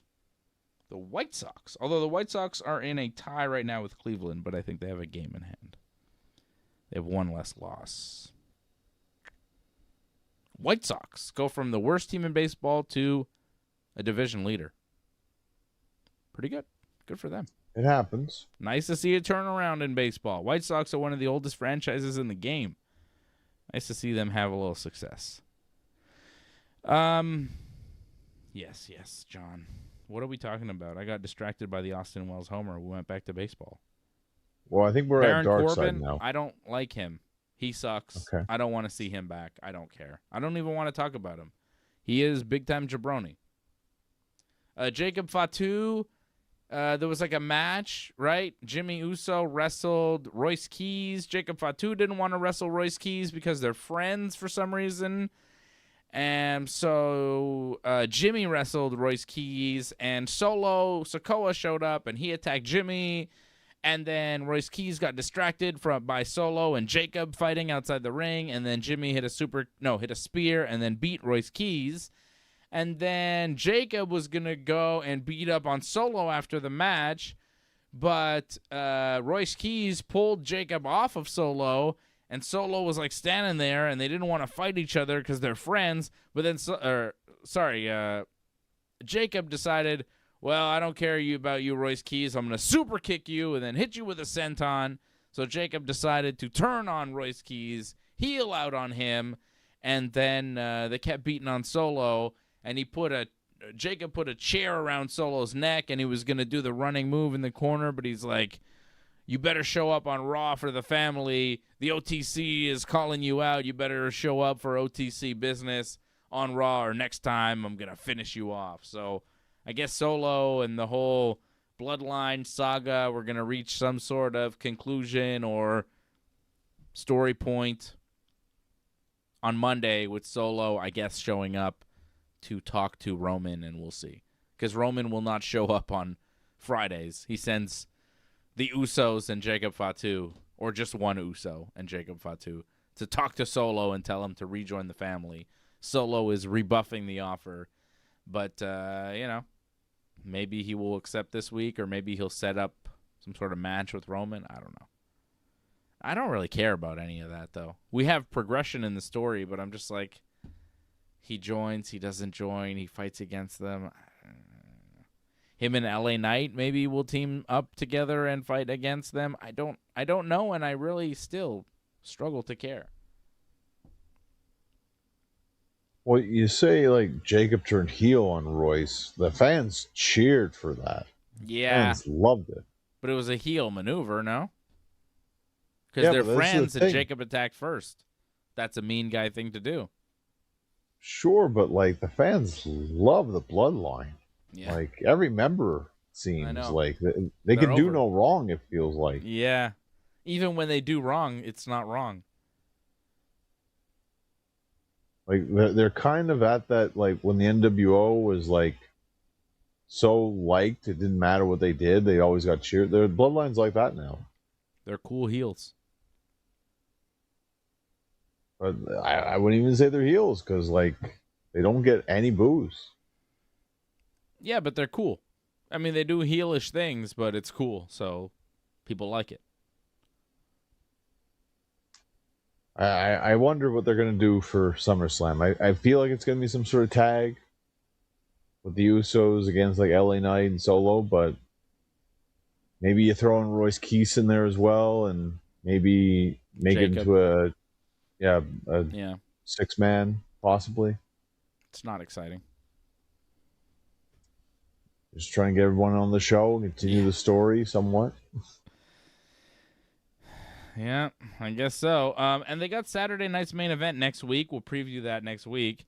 It's at Madison Square Garden. CM Punk and Cody Rhodes versus Gunther and Sami Zayn in a tag match is official. The match that they're really, pushing as the kind of main match that, the first one they announced is Danhausen versus JD McDonough. So that's weird. And Paige and Brie Bella will defend the women's tag titles against Fatal Influence, Fallon Henley and Lainey Reed. That's what they have so far. Not surprised that they're struggling to sell tickets for that one. Well, this is the problem with Saturday Night's main event. I mean, it was cool when it came to Montreal, because, like, they've never done this before, but they really only had 3 matches. That's a tough sell.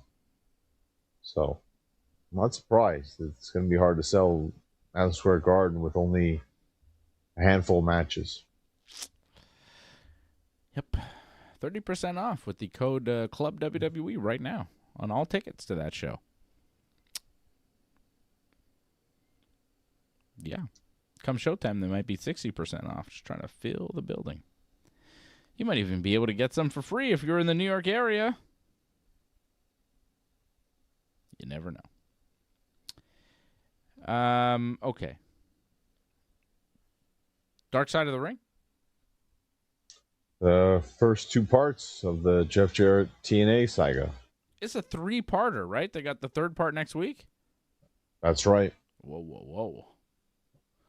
Yeah, I thought it was interesting. They told the story of Jeff Jarrett, the fact that his grandmother was a promoter, his daddy was a wrestler and a promoter.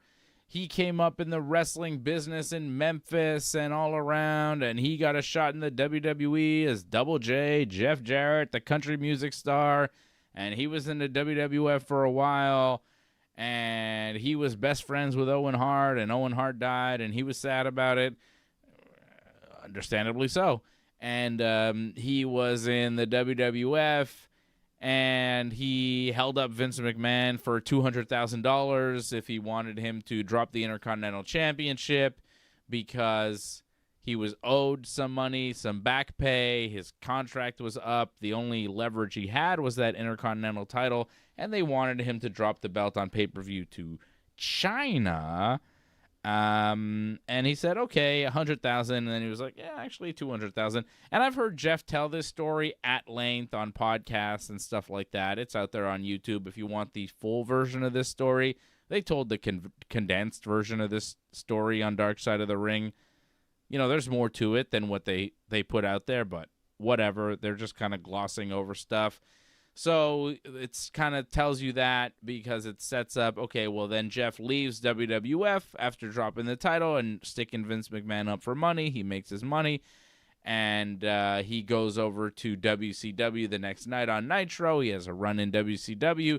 WCW then gets bought a couple of years later by Vince, and lo and behold, Jeff Jarrett is called out on national TV, and he's out of a job. I mean, they didn't talk about Jarrett's run as WCW World Champion and all the stuff with Vince Russo and all their history with Hogan. They really glossed over all of that, which I thought would have added some good context for when they had to deal with Hogan later on in TNA, but oh well. They just want to make Hogan out to be the bad guy and don't want to add any nuance to how Vince Russo might be completely unprofessional and idiotic and really have no responsible business around professional wrestling or being in charge of anybody's career or life because he's just a little, you know. So, whatever. Vince Russo was interviewed as part of this thing. Hulk Hogan obviously was not. Jeff Jarrett was interviewed as part of this thing at length. Jeff Jarrett's wife, Karen Jarrett, formerly Karen Angle, Kurt Angle's ex-wife, was interviewed at length.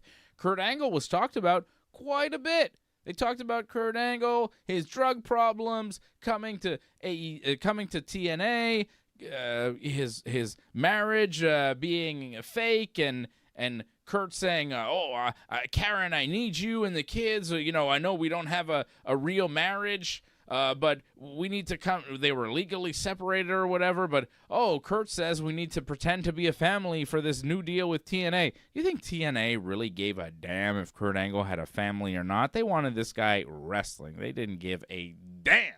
But Karen says, so I helped Kurt and I pretended for Kurt, but he was all drugged out and this and that.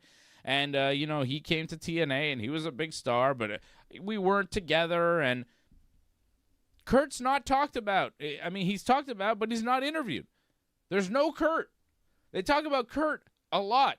The only person they talk about Kurt almost as much is Dixie Carter, and they put a disclaimer for her. Dixie Carter did not respond to requests for interviews or declined to be part of this series. Well, where's the disclaimer for Kurt Angle, the Olympic hero, where you got his wife and his wife's new husband saying their story of what happened, talking about him at length? Where's he? Why aren't they talking to him? So I felt like we got a part of the story, but not really the whole story. And we got Jeff's side of the story with Vince Russo and Jim Cornette sprinkled in there, and David Sahadi, who was a production guy for Jeff. We got what was called back in the day in TNA, the FOJs that were always around TNA. And the FOJs, Johnny, what's an FOJ? You tell me exactly. I forget Friend what the of FOJ. Jeff's. for instance. The FOJs were a thing around TNA. Oh, what's he doing here? Why is he? Oh, he's an FOJ. That was a thing. And, oh, Jeff Jarrett was the world champion in TNA, and some of the fans didn't like that he was champion for so many years and he never gave up the belt.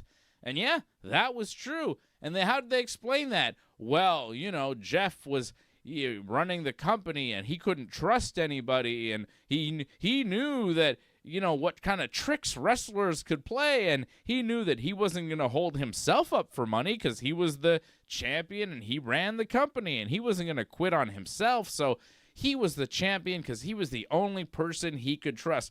What about contracts that you had with a bunch of wrestlers? What about AJ Styles that you should have pushed to the top of the company way, way, way before you Ball did? game over. Yankees win. Thank you. What about Yankees win?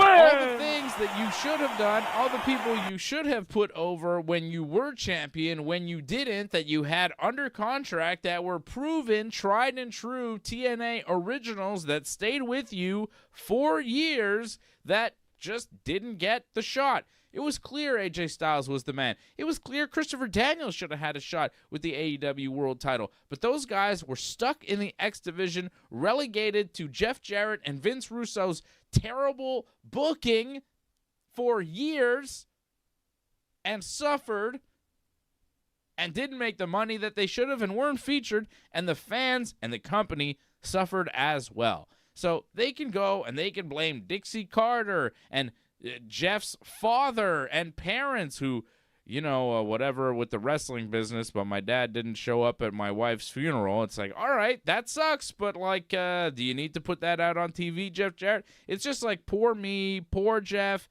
poor Karen, poor Vince Russo, and it's like, I get it. Jeff Jarrett's been through a lot. But you're telling one side of this story. You are telling the Jeff Jarrett story, and I just want to make sure that everybody that saw Dark Side of the Ring is aware that there is way more to this story than they told. And that's how I felt watching this, thinking, I had my eyebrow raised the whole time going, I felt for Jeff. Everything with his wife, horrible. To go through that, can't imagine, terrible. But on the one hand, he's like, I was making all the right decisions for TNA, and I was saying we should be doing this and we should be doing that, and no one was, Dixie wasn't listening to me, and for some reason they were trying to push me out of the company. And then in the same breath, he goes, and, I was going through my demons. I had real alcohol problems. I was really drinking a lot at the time. And it's like, okay, well, that's why they didn't want you in charge, because you were pissed drunk all the time. You were obviously under the influence, so they couldn't trust you. And your recollection of these facts not only is your side of the story, but it's also probably the memory because of the drinking and the drugs and the everything. Serious problems that Jeff Jarrett has had, and I'm sure we'll get to those in the next episode, but his recollection of things isn't really reliable. So, I saw it and I thought, and it just kind of reminded me of those good TNA days with good talent and good wrestling and a good alternative, and what was squandered because they couldn't figure out how to run that company. No one, Dixie Carter, Jeff Jarrett, Vince Russo, Hulk Hogan, Eric Bischoff, nobody could figure out how to run TNA. And sure, Jeff Jarrett was probably more altruistic, like he wanted to run it properly. He was doing it for the right reasons. He wanted to be a success. He wanted to beat Vince. Hulk Hogan wanted to take Dixie for all she was worth. Sure, he wanted money. Bischoff wanted the money. It was a good paycheck, and they could run the company and tell her what's what and kind of work her and tell her what's going on when really they were serving their own needs. Fine. She got worked. That's wrestling, brother. And I think Jeff Jarrett was saying, I was protecting Dixie for many years from the wolves. He was. Dixie didn't know anything about the wrestling business. She thought she knew better than people that had done it for many, many decades. And it bit her in the ass. And now she's not in the wrestling business anymore and won't even do interviews about it. Tells you all you need to know. She got worked. She was a money mark, and she got money marked right on out of the business. She lost a bunch of money. She lost her company. She lost a lot of respect. Her public name is the joke of TNA, and that's where she's at. So, yeah, Jeff Jarrett definitely did protect her, but he also protected himself, his own interests, his own ego, and many, many of his friends. And all those friends, as soon as Dixie got rid of Jeff, she got rid of all his friends. They all got fired. And in the documentary, they go, oh, my God, I can't believe that they would fire me. Why did they fire Dutch Mantel? It's because they were, they were always going to report back to Jeff whether Dixie was in charge or not. So they had to clean house. And, yeah, did Dixie have a good alternative with Eric Bischoff and Hulk Hogan? Not really, but she didn't know any better. And she figured, okay, I want to beat Vince. Who has ever come close to beating Vince? Eric Bischoff, Hulk Hogan. Let's try them. Jeff Jarrett's not the answer. And he wasn't. He wasn't the answer. But Eric Bischoff wasn't the answer either. Paul Heyman might have been the answer. But they didn't ever give him the ball. There could have been an answer. They could have done things right. TNA still exists as a company, technically. Or they're a subdivision of WWE Incorporated. I don't know. But they're, not what they once were. They're not a solid number 2 brand in the United States to the WWE like they were back in these days. They're not that. That's AEW. TNA, I don't think, is even a number 3 or 4 at this point. Well, you'd even argue, if it was a number 2, it was a far, far distant number 2 because they had their times, but we watched TNA over the years, on the show even, and it was a struggle at times to watch it because it wasn't a very good show consistently. And they went through so many different regimes, and you had the potential there with the X division, and they talk about all the different divisions and the great talent that they had. I like the idea what TNA was. It was kind of like the rebellion against WWE, what WWE was doing. WWE was moving more into the PG era at the time. Yeah. And TNA was going to do the exact opposite of that.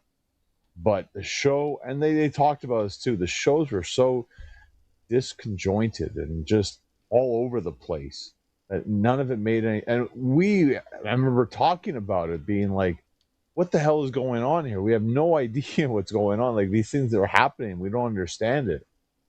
And they didn't understand anything they were doing because there was too many cooks in the kitchen. And by the time you got to Hogan, I feel like that got a lot of attention, but they just weren't able to handle it. Unfortunately, Hogan had his idea of how things are going to go, and I don't think they were able to handle what Hogan wanted to do. And it felt like, again, people weren't on the same page, and it eventually, again, got disjointed. And we'll get more into that, I'm sure, next week about Hogan, because they only kind of end off like Hogan's there and the world's going to end now. I mean, it didn't really feel like the world was going to end because I thought that's when TNA was at its hottest. Yeah. When Hogan was there. They went to Monday nights, so didn't they? They competed with WWE. I mean, yes. You brought in Ric Flair. I mean, it was big matches that happened Jeff Hardy, on TNA. Rob Van Dam. It forced the WWE to bring Bret Hart back for the first time since the Screwjob to counter them. They had the Bret and Shawn Michaels reuniting promo for the first time in 10, 11 years? They brought Bret back. Yeah, at least at that point, even more. Yeah. They brought Bret back because they had no other option. They needed to counter with something, and Hogan and Flair and Jeff Hardy were all gone. They needed a big star from the old days, so they got Bret, even though Bret hated their guts. Wanted nothing to do with him, but they figured out a way. They always figure out a way to bring everybody back, but they brought in the Hitman, and he hadn't been there since the Screwjob, and that was what they did to counter TNA on that night, and it was a big deal. TNA Impact for a long time was a show that you would watch every week, like Dynamite. Like, it was a show that you would watch, TNA Impact. You would watch it. You would see Beer Money. You would see the Motor City Machine Guns. You would see AJ Styles and Samoa Joe and Christopher Daniels and Kurt Angle and Kevin Nash and Booker T and Scott Steiner and Amazing Red and Jay Lethal and Ric Flair and, like, so many great wrestlers and so many great matches and Mick Foley and Sting. Like, Hogan and Sting had their last match against each other in TNA, and it was actually good. Yeah. Mick Foley and Kevin Nash had a match in TNA that was nuts. That was so good. Do you remember that? I got to see that again. I remember Mick Foley versus Sting. I remember that.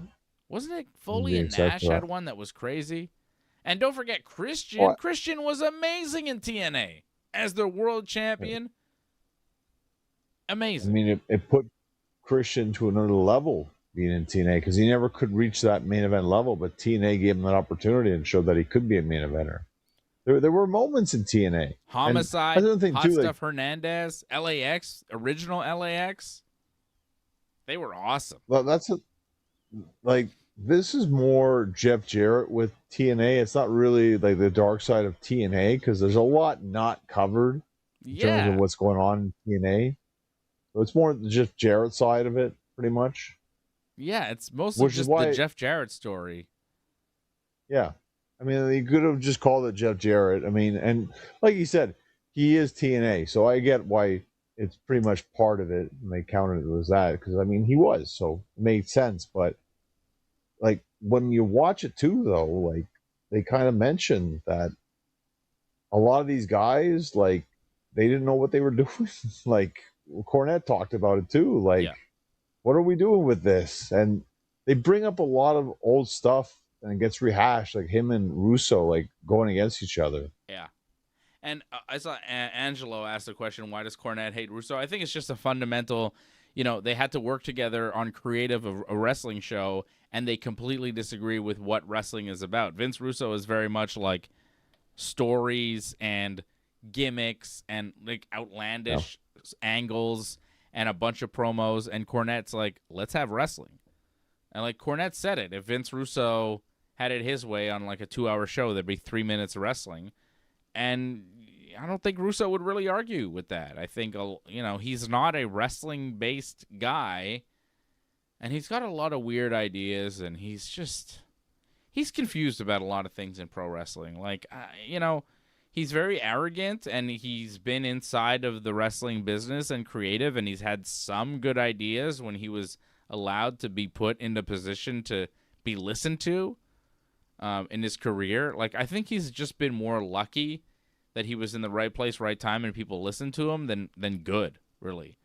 I don't think he's been very good at what he does, whatever he does. And every time I see a clip of his podcast or whatever, he just seems like such an ignorant guy that there's just fundamental things about wrestling and combat that he just doesn't understand. I have heard him talk about, like, combat sports and different things, and I go, you don't know the first thing about combat sports here, man. Like, like a fight would happen here, and you would do this, and it's like, no. Have you ever seen a fight? Have you ever watched the UFC for, like, 5 minutes to see what that's going? Do you understand? Like, it's, but that happens a lot in pro wrestling. A lot of people in pro wrestling think they understand, like, how fighting works and how, how you would do this, how you would choke somebody, how you would do that, but they actually have not the first clue because all they know is the work stuff. And Russo kind of comes off as one of those guys. Like, he pretends to know more than he does. I heard him talk about the San Francisco Giants, and he said if I was the Giants general manager, I would trade Logan Webb because you would get a lot of prospects. That is idiotic. If you know anything about the Giants and if you know anything about Logan Webb and anything about their franchise, that is like one of the dumbest things you could say and one of the stupidest moves you could make.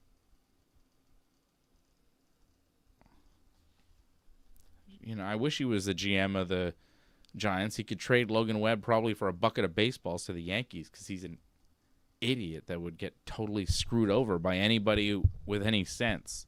He just says things where you go, like he offers opinions outside of wrestling and you go, wow, you're really dumb. And then he offers opinions in wrestling and you're like, how did you ever have a job in wrestling? Like when Cornette talks about Vince Russo, I kind of agree with Cornette. Like I'm more on a Cornette side of like, I like wrestling. I also like silly angles and, outlandish stuff and like risque things. I think that's fun too in wrestling, but the mix with Vince Russo is there's no mix. I want both. But I'm more on the Cornette side where like, yeah, you got to have some wrestling too. I think wrestling based is where you got to start, and then you go from there with the promos and the gimmicks and all of that. But that's me. Well, they say the show is wrestling, and that's something what I didn't understand about Russo, where it's like you don't want to show wrestling on a show that's wrestling. I don't understand Exactly that idea. Write another show then. Go outside of wrestling and do that. If you don't want to write wrestling on a wrestling show, then do something else with your life. Write a TV show that isn't professional wrestling. Why would you do a wrestling show with no wrestling on it? When people tune into wrestling, they expect wrestling. When wrestlers show up to work, they expect to wrestle, not be put in uncomfortable situations that they are, ashamed to tell their family about. Come on. Well, I remember Vince Russo when is they. embarrassing. I'm not surprised Jim Cornette hates him. I don't know him, and I kind of hate him. I don't hate him, but I don't like him. I don't think I would enjoy his company. Well, I understand better now the idea of like the name of TNA. Like at first, I remember back in like 2002 when I heard it, I'm like, "This is stupid." Yes. Like out of all the names, but now it's like, okay, like I mean, you guys did it to stand out, and you did. Maybe not for all the right reasons, but you did stand out, and people know who you are still to this day. So maybe that wasn't the wrong idea in the end.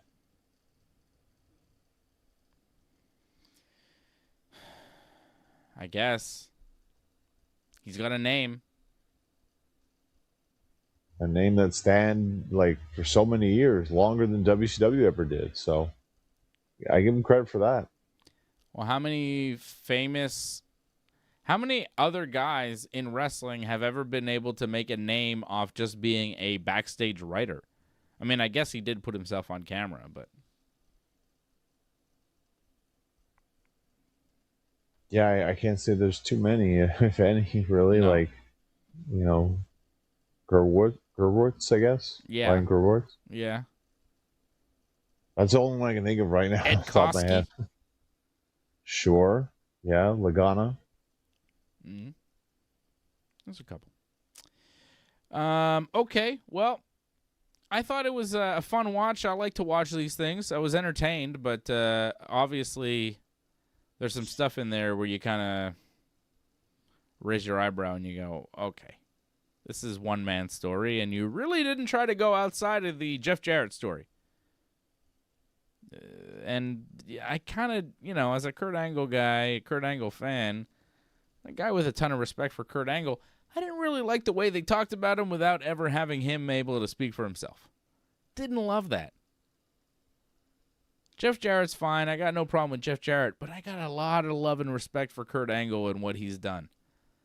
Kurt Angle is one of the greatest wrestlers of all time. Kurt Angle is everything Jeff Jarrett wishes he was as far as a wrestler and success in the business and respect of his peers. No one could ever say Kurt Angle isn't a legit badass that was one of the greatest in-ring workers that ever lived. Well, I will say this about Jarrett and Angle. I remember when that feud was happening. Like, I immediately ordered, I think their pay-per-view was, like, against all odds. I'm like, I want to see that match. Like I was sold on that feud easily Of course. because it was real. Yeah. It was real. And the Lethal Lockdown match for me was the favorite. The cage match they had was nuts. Angle going for the moonsault from the top of the cage. Crazy. It's fun. They had a couple, and then they ended. I think with China came in too as well. Oh They yeah, did that mixed China was tag. there. All comes full circle with the China. They did a lot of things in TNA. They tried a lot of things. What did you think of what Awesome Kong mentioned? Like this is something too in TNA. Like one of those stories about how there was that big problem in pay where the men were getting paid considerably more than the women. Yeah. Well, that sucks to hear. I heard about that, but to hear it directly from her sucks. And I remember saying, they got a lot of talent. I don't know if they're getting paid. Why is Sting making $500,000 a year? He's boring. You were like, no, Sting's great. I'm like, Sting is great. Yeah. No, Sting deserved that. Go back in those TNA years. Was he really great all the time? I don't know. Was he worth $500,000 when Awesome Kong and a lot of these other people have to work second jobs? Nah. I mean, that sucks, but that's not on Sting. That's on the people in charge doing that. Yeah, well, they didn't. They paid top dollar to people they had to pay top dollar to, and I mean, a lot of the women on TNA's roster, like, they were women that maybe got a look from WWE developmental, but they weren't really picked up. So it's kind of like, well, you want to work on TV? You're not going to make WWE money, but you're going to be on TV. You're going to make some money. You're going to wrestle consistently. And wrestling, like, okay, they have to work second jobs, and that's not great. But most wrestlers work second jobs, right? Most professional wrestlers work other jobs.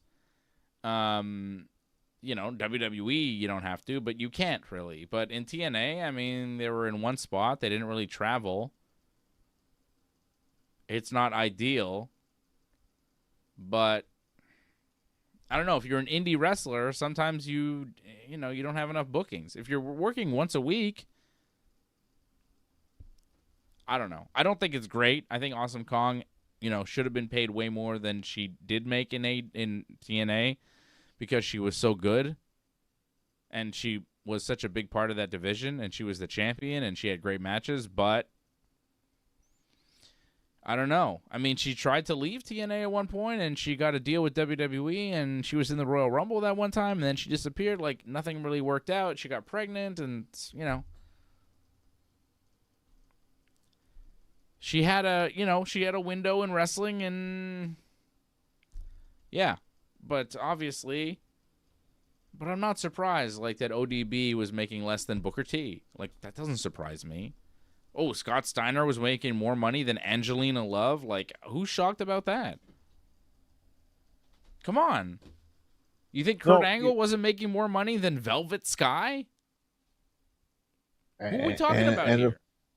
Of course, but, like, they also remember, too, the landscape of wrestling back then. Women's wrestling wasn't as hot as it is now. No. Like, it was an extra attraction, and yes, like, TNA helped build it. Yes. Where women could main event. Yes, that was a good point. That Yeah. was a good point because the TNA Knockouts division was like when they were doing real wrestling and hardcore matches and all that stuff, the WWE was still doing bra and panties matches. Right. Like TNA Knockouts and the fact that they were doing real wrestling in TNA with women made the WWE do that and helped bring us to where we are today. And TNA does not get enough credit for being at the forefront of women's wrestling. They pushed it at a time where it wasn't being pushed, and because of people like Awesome Kong and Gail Kim and ODB and Angelina Love and all these other people that they had, they were able to Tracy Brooks, they were able to push women's wrestling to another level where it was more athletic, more violent, more hard-hitting, and then WWE took their cues. Well, NXT started, and then it trickled up to the main roster. But that was from TNA first, for sure. Like, they got Awesome Kong. They brought her in. You don't think they were paying attention? They were paying attention. They knew what they wanted. It worked. I think it just goes to show, like, it's not going to be easy when you're trying a new company, and it shows that a lot of things weren't working. Some things did, but a lot of it was a work in progress. And I think once Jeff lost control, you could tell, like, it got even crazier. Because, well, and then we'll get to it in the next episode, because that's where it pretty much fell apart. Yeah. I don't know why Jeff Jarrett had to put his dad through Vince Russo. Like, even Jeff was like, yeah, Vince had his ideas, and my dad has his ideas, and I thought them fighting it out was good for the company. And I'm like, was it, though? Didn't seem to be great for your relationship with your dad. Seems like you were kind of pitting them against each other and siding with your buddy Vince and kind of laughing at your dad. And then your dad kind of had enough. I don't know.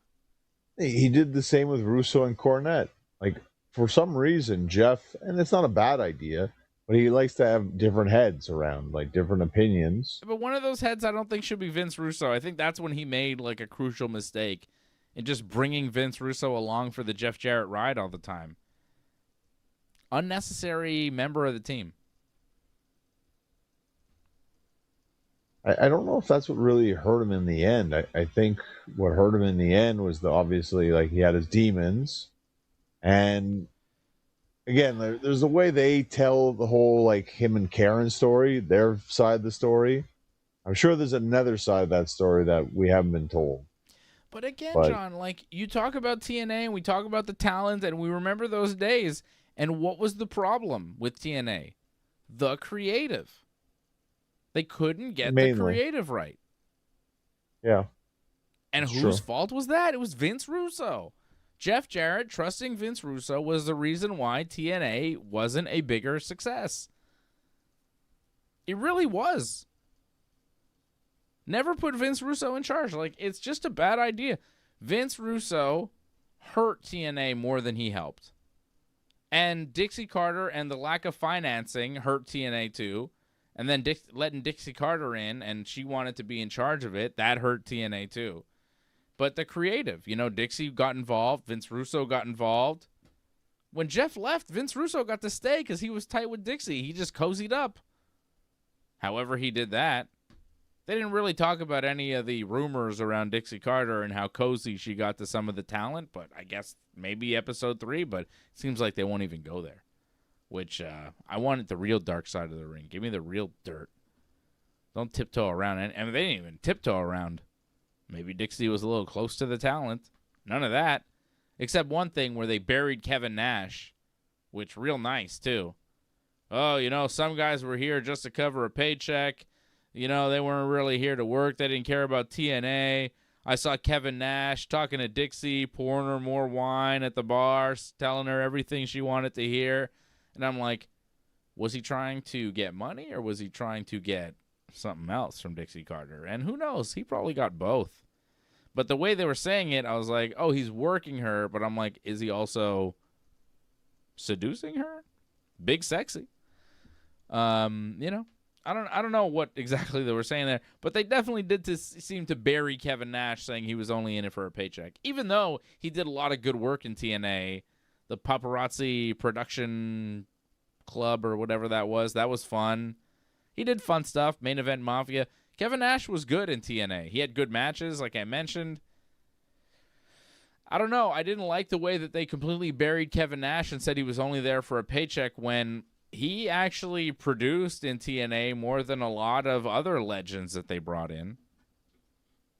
Like Macho Man and Dustin Rhodes. Yeah, I felt like not only Nash, but when they mentioned that, weren't they like featuring or showing like BG James, like yeah, Road Dogg him and well? Billy Gunn, yeah. I'm like, like you can say what you want, but I don't feel like they were phoning it in there. Like Road Dogg was there for years. I remember yes. in TNA. Yeah. And they tried to do something there with the Voodoo Kin Mafia, VKM. They were like taking shots at the WWE. They seemed to be very much Team TNA at that point. They didn't seem to be there for a paycheck. They seemed to be there to take shots at WWE and get over and get TNA over. However, they chose to bury them on this documentary. Yeah, that was weird. I didn't understand that part, but again, very selective in terms of how they showed everything. Very selective. I take everything with a little bit of grain of salt in the sense that that's their side of the story. I'm sure you could do another dark side where it's like, well, this is another side of the story. Yeah, you could tell that same story with different people. Just interview different people. Interview Kurt Angle. Was Bischoff interviewed in this thing? No, eh? Yeah, Bischoff is there. And Bischoff will be in the next was. episode. Yeah. Interview Kurt Angle. Interview AJ Styles. Right. Interview AJ Styles. Just find out what he thinks about it. Interview Samoa Joe. Interview Christopher Daniels. Interview Rob Van Dam and Booker T. Interview, I think Jeff Hardy's going to be on the next episode. Well, if they could have got Borash, that would have helped a lot, I think. Tanay as well. Yes.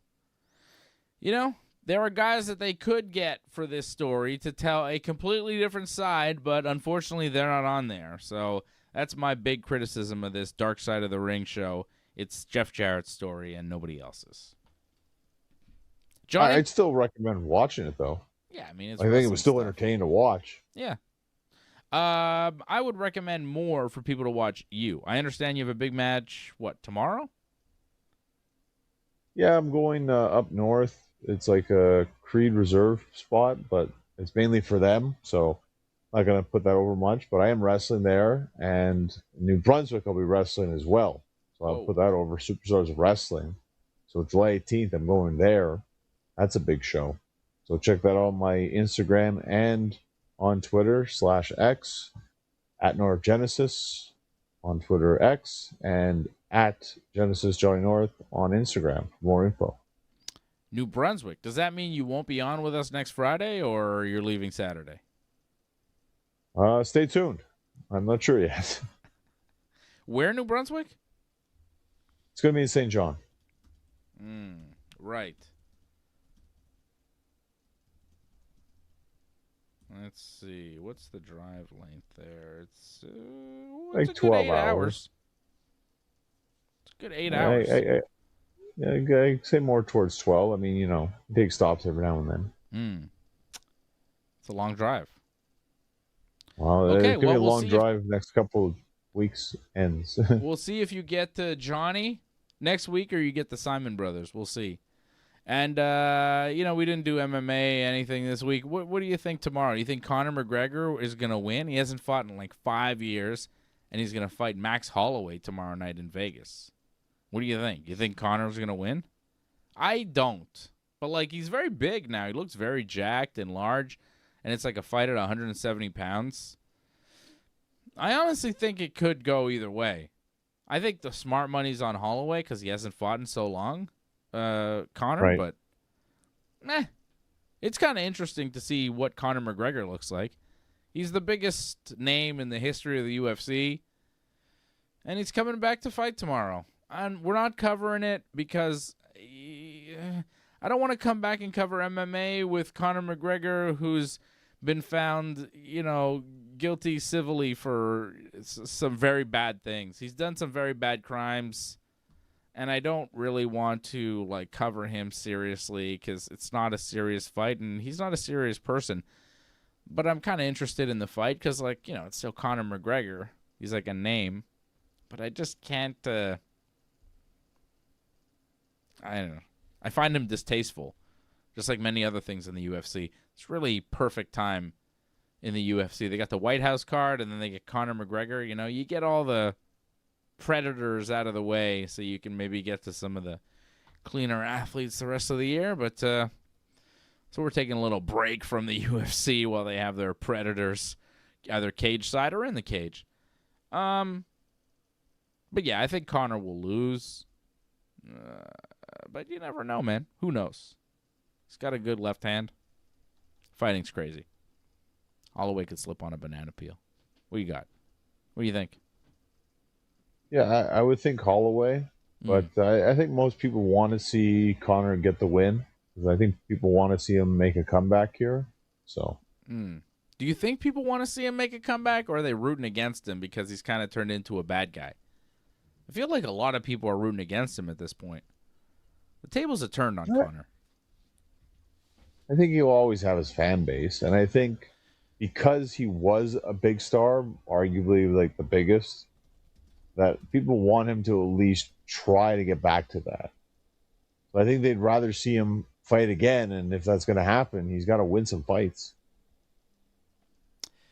Yeah, well, he's got 2 fights left with the UFC, and he's talking about fighting for a welterweight championship. So if he does win against Holloway, he may fight the winner of Jack Della Maddalena and Islam Makhachev. No, sorry, not Jack Della.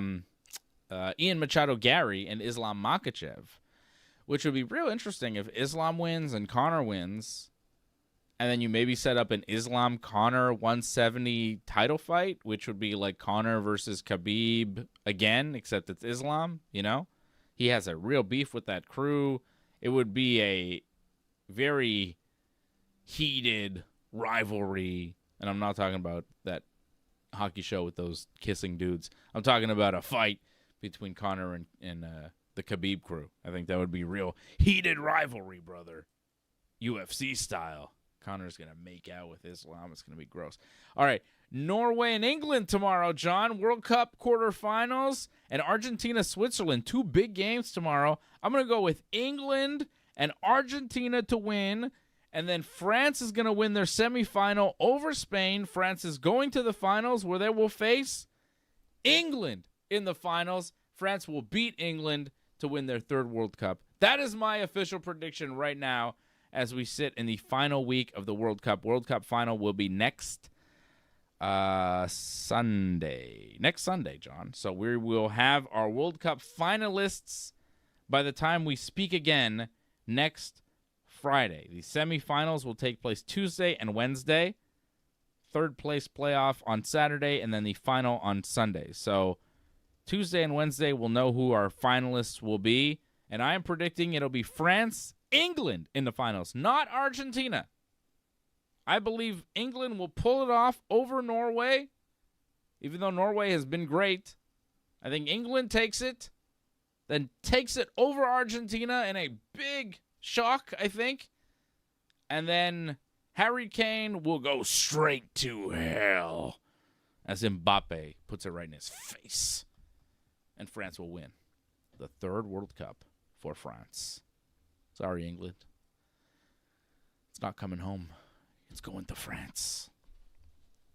What do you think? Predictions, John? First, Norway, England tomorrow? I'll go with England. And Argentina, Swiss? Go with Argentina. Argentina, England, semi? I go with Argentina. Argentina. Okay, France, Spain, semi? I'll go with Spain. Spain, Argentina final. Who you got? Messi again? Yeah, I'd go with Messi, Back-to-back World Cups for Argentina is the prediction from Big Johnny North. And I'm going with Les Bleus, La France, to win. As I always do, because I love them, and I love the team that has been assembled so far. What a game against Morocco in the quarters. Can't wait for Spain in the semis. That'll be tough. Always tough. Lauren's got England to win the whole thing. Is it coming home finally? Is it? Is it? We'll see. But I've been thoroughly enjoying this World Cup. It's been great. Really entertaining soccer. Super fun. Super fun. I'll be sad when it's over. But hey, more time to focus on baseball and wrestling. Okay? Okay. Johnny, thank you. I'll see you again real soon right here on the Ringside Report Network. We appreciate your support and you being part of our community. Share, subscribe, and join us again on the Ringside Report Network, the Combat Sports Authority.